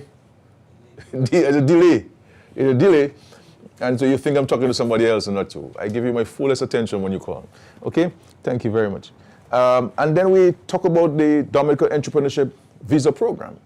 And people asking, Skerrit, what's that? It's another phone call, please. Hello? Hello, good evening. How are you, sir? I'm very well. Okay, I'm happy to hear that. Thank you. Yeah. I hope you're well as well. Listen to follow, I'm doing all right, yeah. Let me just compliment you, first of all, on the excellent budget that was presented. Okay, so that's Boris Johnson there. Boris Johnson, originally from Woodford Hill. Okay. Go ahead. Yes, sir. There is a little observation that I have, PM, that I was trying to call last week when you had Emily Puta and these other young people on your program. That is to do with the whole question of import and export. For example, Ms. Moses, if she wants something in America, and Mr. Uriel wants something in America, this person wants in America, they all order it in America, and then they have to pay the individual packaging to come down. Whereas if they merge the resources together and put all their things together, they can order one big 40-foot container and bring it down, and they share the cost. And I believe the same principle can apply with people that in the whole exporting thing. So this guy who has the cocoa, for example, somebody who has vegetables, somebody who has other products, they can form the association and look for market outside in San Martino, Antigua, or wherever it is, and they put their resources together and they export together rather than this person exporting by themselves. And I think it's something that I believe that the business places, the small business people in particular, can work together as a team, from an association, get your groups together, and start to do marketing together and importing together. That is just something I think that people should take up on board. Sure. PM. Sure. Okay. Have a good evening, PM. All the best, okay? And stay safe where you are. And I was speaking about the entrepreneurship visa. It's an opportunity, another policy initiative with the government to seek to attract more foreign investment in our country. But not only that, but to seek to help existing Dominican business owners, to capitalize their businesses. Because many people, they would like to expand their opportunities, but they may not have access to the financing. And so what we're seeking to do is to attract people with money who can come into Dominica, either start their own business or invest in an existing business or go into a joint venture with Dominican. So you must have the investment in Dominica. And then we would provide that person with a residency permit or residency status in Dominica. And I believe that if we properly implement it and market it, there are benefits to be had from this. And it is something that we've been talking about for some years now. And I'm happy finally that we in the government are advancing it.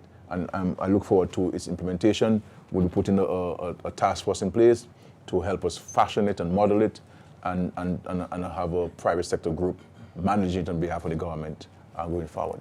Telephone call, please. Hello? Hi, PM. Good evening. Hi. Good evening to you. How are you doing? I'm very well, thank you. I'm calling from the small middle estate, but I missed the call. Yeah, I know. But we shall speak sometime soon. Okay. Okay? Yes. Thank you. Yes, have a good night. Yes, sir. Yes, ma'am. Yes, ma'am. Yes, ma'am. Thank you very much. Bye-bye. I will see you sometime soon. I promise you. I have to come see other friends in Bells who have not seen in a long time, and we have to finish this road in Bells. I need to come and check, and the housing in Bells in particular. Okay? I need to visit Bells and so on. I promise you that. I promise you that. And it says, good evening, PM. Do you have any idea as to when our health center will be handed over in Vekas? What about housing for communities? Well, housing, as you know, we're building many homes in the Vegas constituency on people's private lands. And we also have plans to build some apartment-type structures similar to what we have in Bellbishop and in Portsmouth.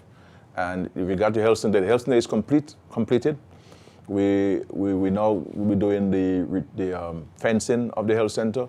And we are waiting now the furniture and the equipment that should be here this month in August. So once it's coming, because we wanted to have everything new. We don't want to build a new health center and then carry the old stuff from the old health center into it. We want to have everything new. And so we have ordered these items. They will be here in August. And once they are all set up, we will have a formal handover ceremony and blessing of this wonderful edifice as you come into the village of Acres, enhancing that beautiful village where I'm from. Caller, please.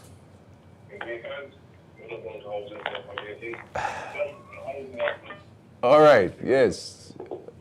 Please turn off your television, my friend, or lower the volume and ask your question. Welcome.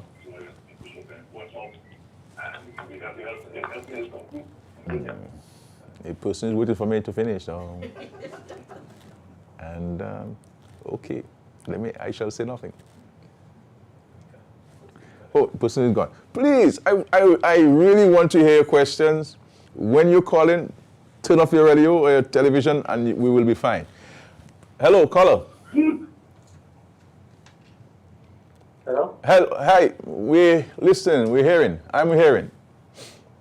5 p.m. when I can see you. Oh, when you want to see me?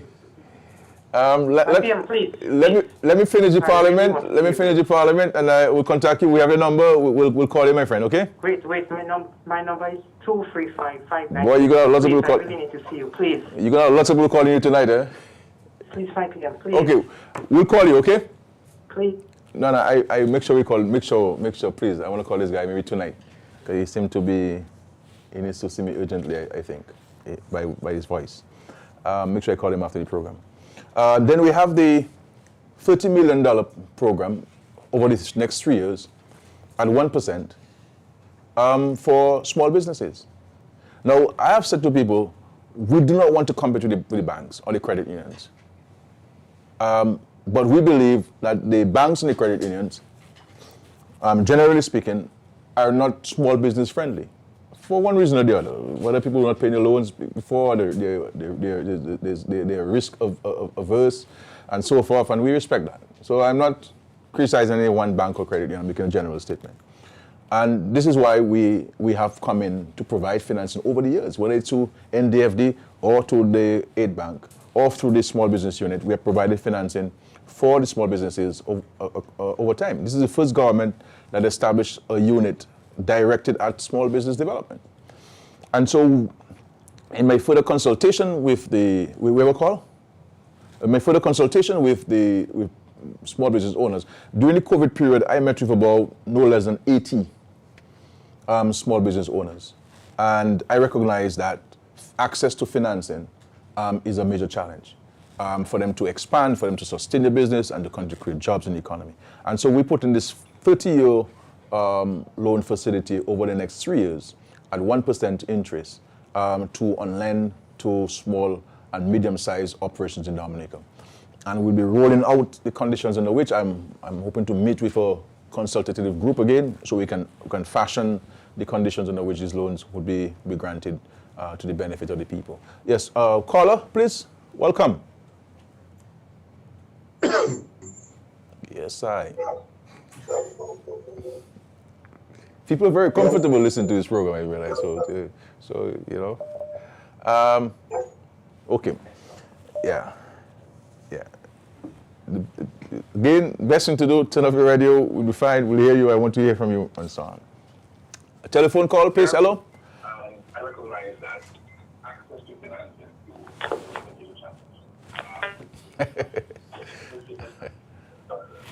and so I'm putting this 15-year loan facility over the next 3 years at 1% to lend small and medium-sized operations in Dominica. Yeah, and then so we also have the $32 million contract with funds from the European Union to construct 2 regional hurricane shelters. One in the Cassabus constituency, the village of Cassabus, and the other at Jimit. That's another $32 million to be invested in the economy. One can understand the trickle-along effect, jobs, procurement of building materials, food supplies, etc., in the economy. So that's another $32 million that we spent.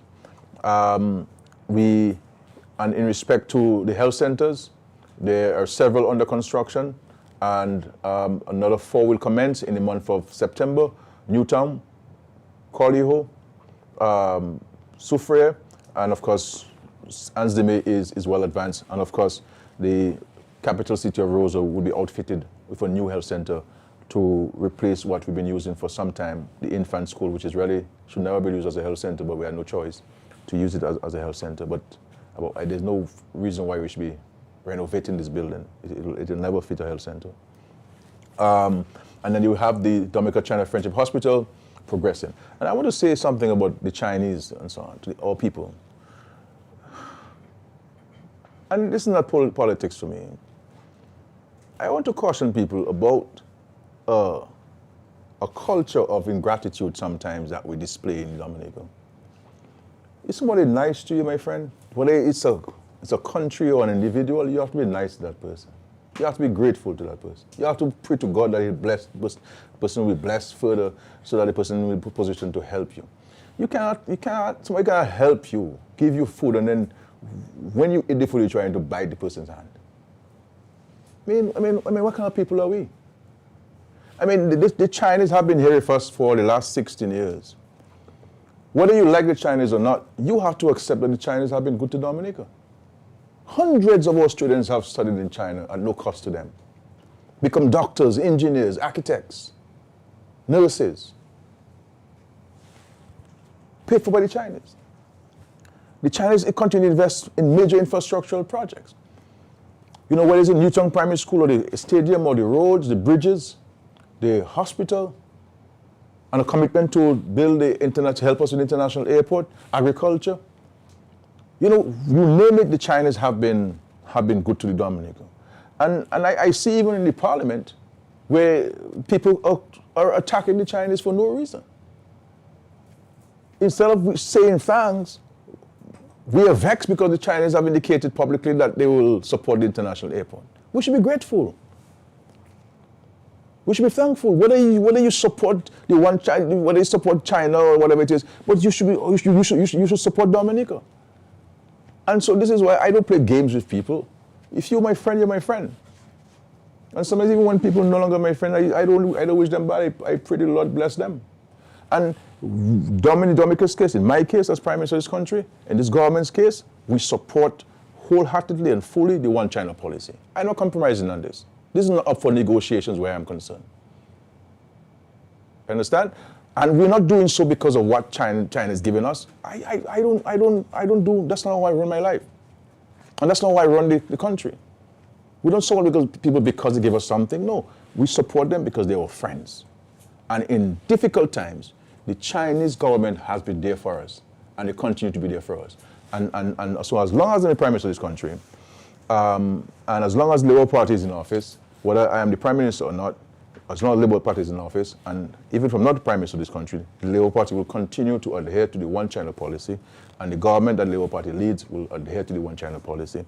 And we'll do so because we respect international law, and the international law recognizes that there's but one China.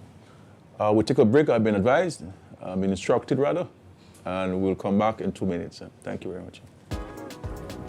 Some of the things that really jumped out at me, I will highlight, because you know the budget is a long process. Well, as you know, I would always have to include some sporting aspects, and I'm very happy to see that the indoor court in Massac is continuing. At one time I was wondering, what was the actual problem, but now, just last week I passed there and I saw the recommencement of work, and I went in there to have a look at it, and I think on completion it will be a tremendous facility, and it will help our indoor sports quite a bit, so I'm looking forward to the completion of that project. And also I was very happy to hear that in the budget there was specific allocations laid out for the facility, the multipurpose court, the multipurpose complex at Stock Farm. As you know, well, I have had quite a few discussions with other persons, with the Prime Minister on that. We have gone through many designs, so I'm really looking forward to the commencement of that, because it would really assist our sports. And we even going to have a full indoor Olympic-sized pool. I know some people had their reservations about that, but if we can get it, and because there are major concerns about the maintenance, but if we can get it, I think it will be a wonderful idea, and it will really regenerate the interest in our swimming in Dominica, because over a decade ago, just about that time, we had a very good swimming program, but over the years it has dwindled, and the last couple of storms and hurricanes have contributed to that decline. So now that we can have a full-size Olympic swimming pool, I think our swimming and all our indoor sports again will really benefit from that. So generally, as I said, there's always room for improvement. I will continue making my suggestions to the government, to the different ministers, how I would like to see things go. And I believe that we can continue in this light to shed more progress to Dominica, and I'm hopeful that this budget will be a kickstart to greater things for Dominica. Well, welcome back, and I want to thank Billy Doctorow, the president of the DOC. I must say, since Billy took over the presidency of the DOC, we've seen much progress. I've been advised that they have bought their offices in Bath Estate, which is important, and he engages the government often. I must say, he gives a lot of blows to when he meets us at meetings. He's a sharpshooter and so on, but very, very constructive in that, and we look forward to working with the DOC to further expand and improve sporting activities in Dominica with the construction of the indoor sports facility, and of course the covering of the basketball court in Massac, and we'll be looking at covering Portsmouth and other regional facilities. In Pichla is a regional facility as well, and Paybush is a major basketball hub, and we're looking forward to covering this there so people could have matches even if it's raining. Call your wall. I believe if you give me September of this year, we will start one of the sections. As you know, the minister went down there with the PAL rep, and there's an agreement on the section that needs to be constructed, and we look forward to commencing that section. Obviously, we don't have money to do all of the wall at once at the same time. We did the first section along the road. We'll do the second phase, the most difficult section, which has been identified by the minister and his team. And I believe we can, if all goes well, we can commence in the month of September in this. The international airport will be starting to make payments to the farmers immediately after the budget is passed. We have an amount to pay the farmers for the crops, and also deal with the land swap for the homeowners there, the property owners, because there's some people who want to build and they want the land, and they've identified the lots, and we have the lots, and we'll be allocating those lots to them. And we'll also start compensating them for their properties. We're looking to commence, if all goes well, geotechnical studies as early as September of this year, which is the next step. And from there, I will be in a position to give you a detailed schedule for the construction of the international airport. Suffice it to say, it looks good. It looks good, and I'm excited about that. We have a caller. Caller, please.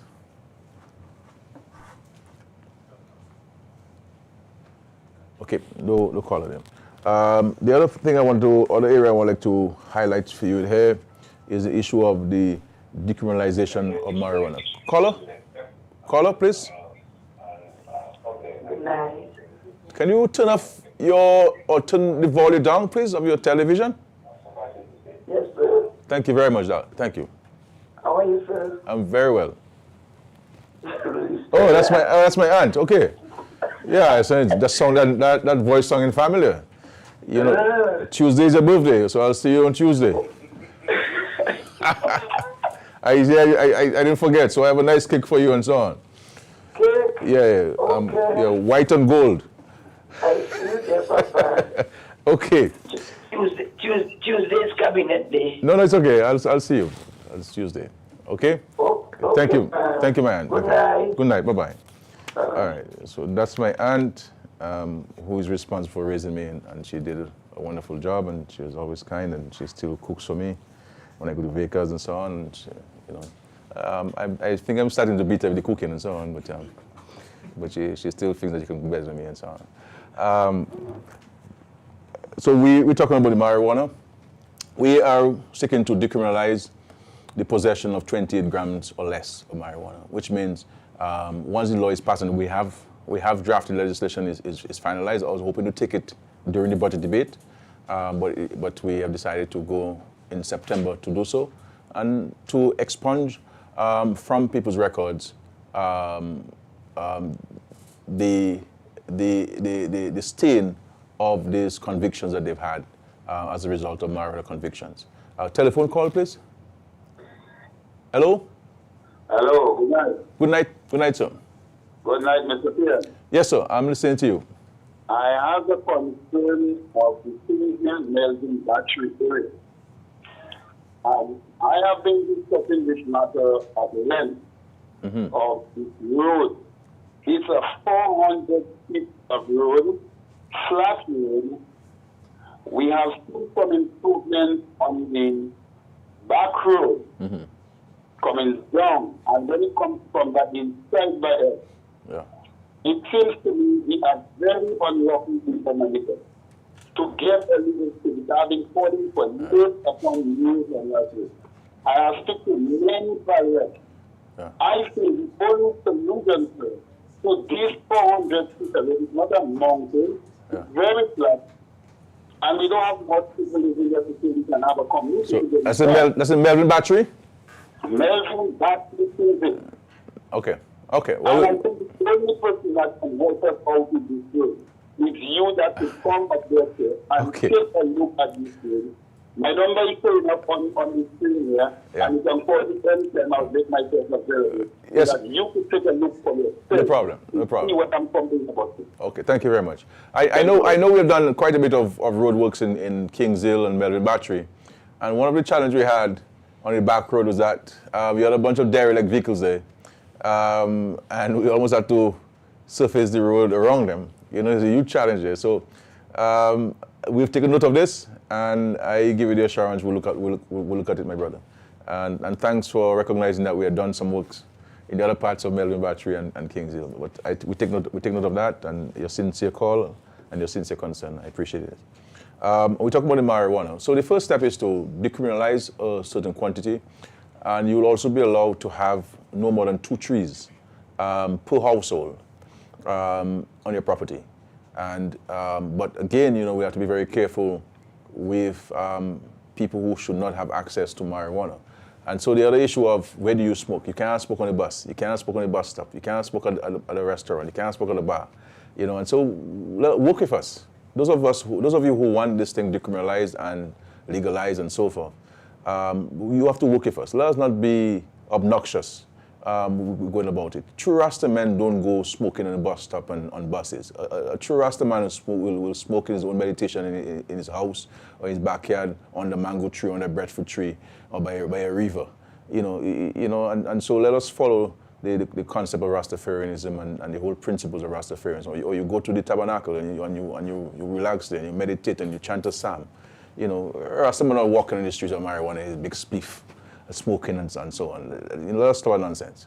That's not a Rasta man. Smoke, you have the opportunity to smoke in the privacy of your home. You can sit on your porch. You can still be watching your television and so on. When police come and you see you have 25 grams, you can't do anything.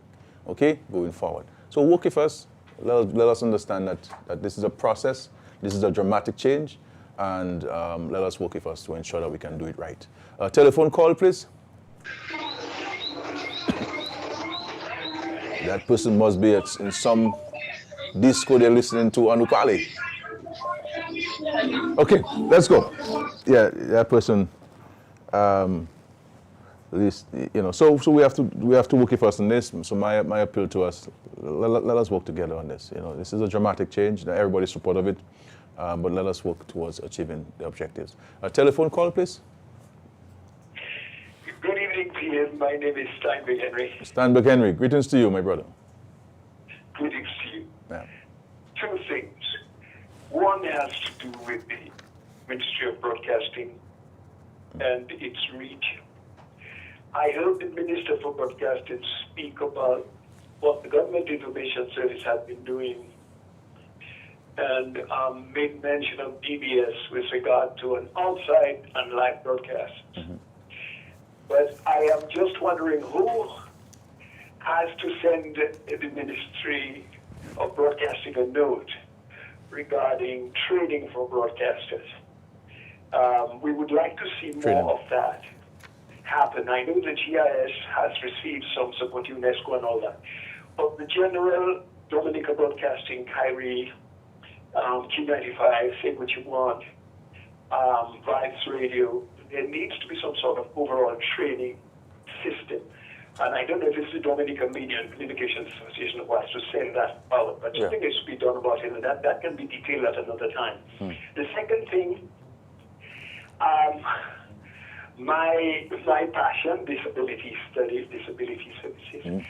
I'm wondering, I see a great role for persons with disabilities in agriculture, for persons with disabilities in the digital economy. They may not be able to hear, but they can see. I see the fishing industry, they may not be able to hear, but they can knit nets. I see tourism, I see culture. I see urban environment, urban development environment. The articulation, the enhancement, roads enhancement project, excellent. But I would like to hear articulating more the role, more a bit about how the persons with disabilities find themselves into this fascinating system that you've established. Yeah, sure. Thank you very much. Thank you very much, Colin. These are two very critical points, and I'm hoping that that we can continue to benefit from your years of experience and the profoundness of your knowledge where broadcasting is concerned. And I see no reason why someone like you cannot, from where you are, provide some tuition to our current cadre of broadcasters and so forth. So we look forward to that and so on. What we're trying to do, Steinberg, in respect to people with disabilities, is to try to mainstream people with disabilities. And whatever we do, we factor them into this. So when you speak about the roads enhancement, we have taken into consideration people with disabilities. This is why we're covering the drains. The sidewalks will be one level. They won't be up and down. You know, is what I'm saying. And at education, we have a youngster from the Carnival territory who is at a state college. And people have access to education, which is important. These things were not prevalent back in the days. If you had a disability, you stayed home. You have people with disabilities at the workplace. I think it's a progression, a progressive move, and is an evolution. I think we need to move much faster on some things, and I believe that we're making progress and so on. And you're right. We have to mainstream. We have to mainstream the people with disabilities and ensure that it is accepted and understood. Whatever we do, they must be factored in. And the minister, Dr. King, is very keen on this, very enthusiastic on this, and we need to work with partners like yourself and our dear friend from the Association of People with Disabilities. On geothermal, as you know, I indicated we had all of the funds for geothermal from the World Bank, from the European Union, from SIDSDOC. We had all of the funds required for the geothermal. We went to tender for the project, and the tender came back with a much higher tab than the funds that we had, significantly higher. And it was felt that we should terminate the bid process and revisit the designs of this project. We have sought advice, and the advice has come back to say that the idea of having the reinjection well in Loda is feasible, and that there's no need for us to have the reinjection well located in Wharton Waven, which will be a significant cost. And it's something that the government had drawn to the attention of the engineers at the time. Having had experiences with our hydro plant and the access to of those pipes through from the freshwater lake. So we have gone through the designs, and it's feasible that we do the reinjection well there. we're looking at different options to approach it. And once we finalize on these options, I'll be in a better position to give you more definitive positions on this. But the idea is to also look at whether a private entity would be better placed than the government to advance this geothermal project and so forth. I think we have highlighted a number of things there. The reclassification of the public service, that is on stream. We have sent a proposal to CARICAD to look at first. We hope that they will be given the contract to conduct the exercise. And this, I believe, and many people believe, is the best route to go towards addressing the issues of the public servants in terms of conditions of work, in terms of pay, is to have a systemic change and review rather than these little pieces and bits and pieces of reform that we've attempted. And we hope that the results will reflect what we think it will. Education and training will continue to do so. For this past financial year, we spent about $16 million on paying tuition fees for students studying overseas. During this COVID period, we spent about over $5 million on paying students fees, and we continue to commit to our children, to our students. Water resource management, the number of projects going to be on stream, several millions of dollars. We have over 25 million, 20 or 25 million, $22 million, 22 million pounds from the UK government to help improve our water system and make it more resilient to natural disasters.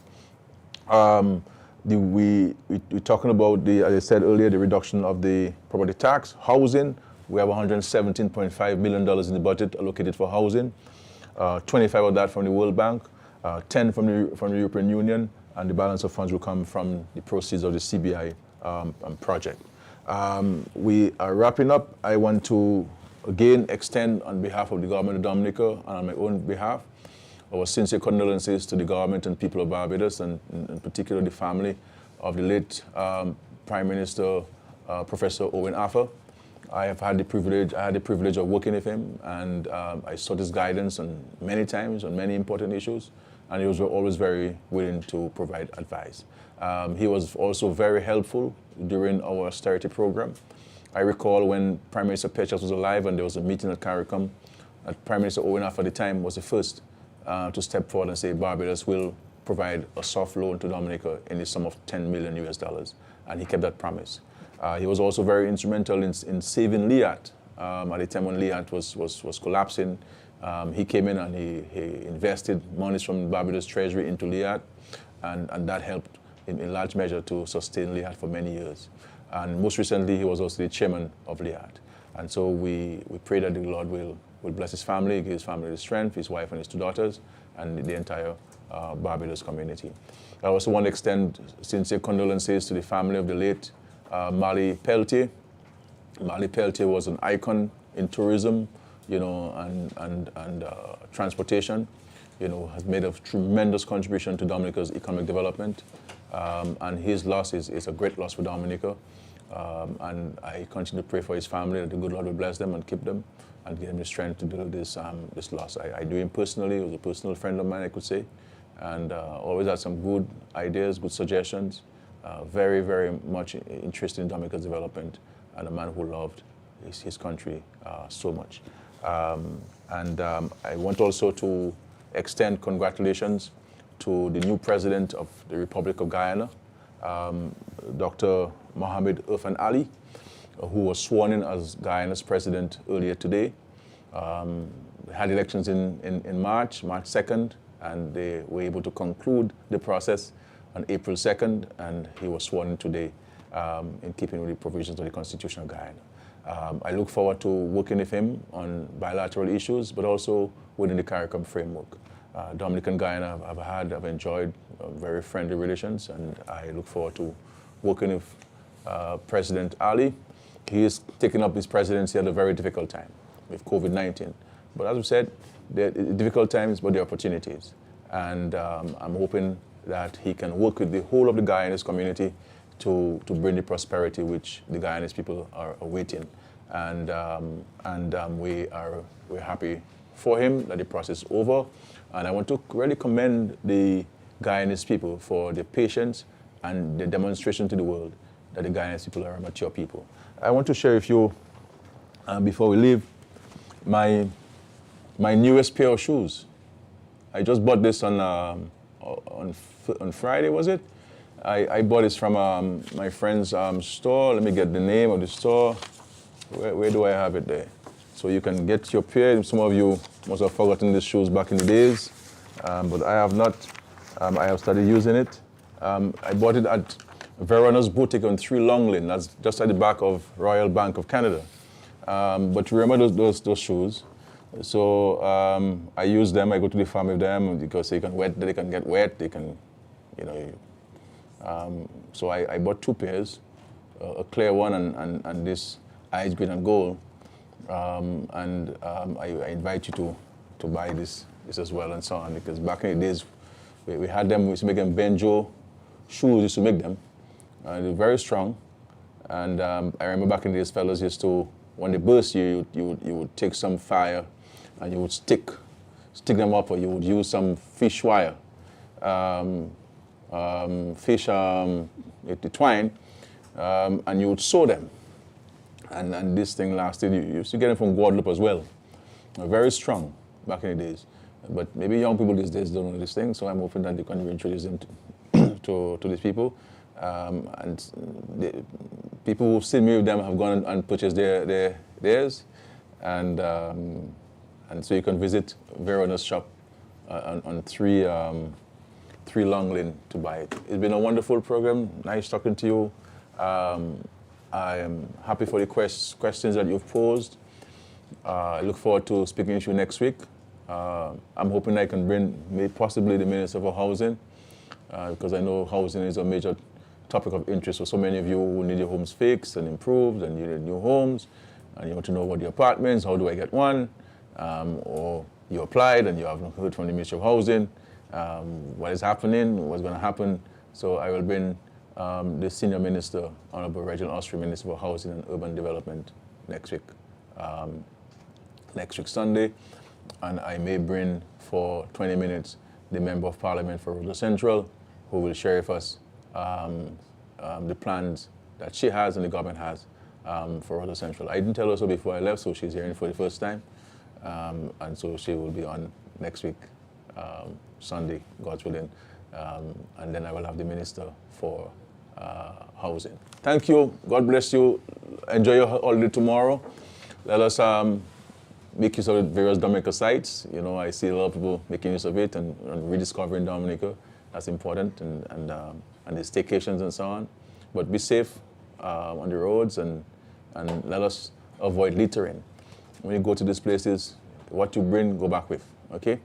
And let us keep our country clean and beautiful. Thank you. God bless.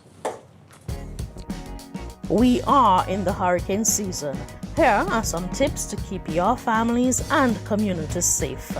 Before a hurricane, ensure that you know your emergency shelters. Contact the Office of Disaster Management for information on shelters closest to you. Have disaster supplies on hand: non-perishable canned food and water, portable battery-operated radios, flashlights and extra batteries, essential medicines, first aid kits, cash and bank cards. In the home, protect your windows. A low-cost approach is to put up plywood panels. Trim branches away from your home and cut all dead or weak branches on any trees on your property. Check into your home and auto insurance. Confirm that policies are valid and coverage is appropriate. Make arrangements for pets and livestock. Develop an emergency communication plan. Make sure that all family members know what to do. Teach family members how and when to turn off gas, electricity, and water. During a hurricane watch, listen to the radio or television for hurricane progress reports. Avoid open flames such as candles and kerosene lamps as a source of light. If power is lost, turn off major appliances to reduce power surge when electricity is restored. Store drinking water in clean jugs, bottles, and cooking utensils. During a hurricane warning, if you need to evacuate your home, lock up and go to the nearest shelter. Take blankets or sleeping bags to the shelter. Listen constantly to a radio or television for official instructions. Store valuables and personal papers in a waterproof container on the highest level of your home. Stay inside, away from windows and glass doors.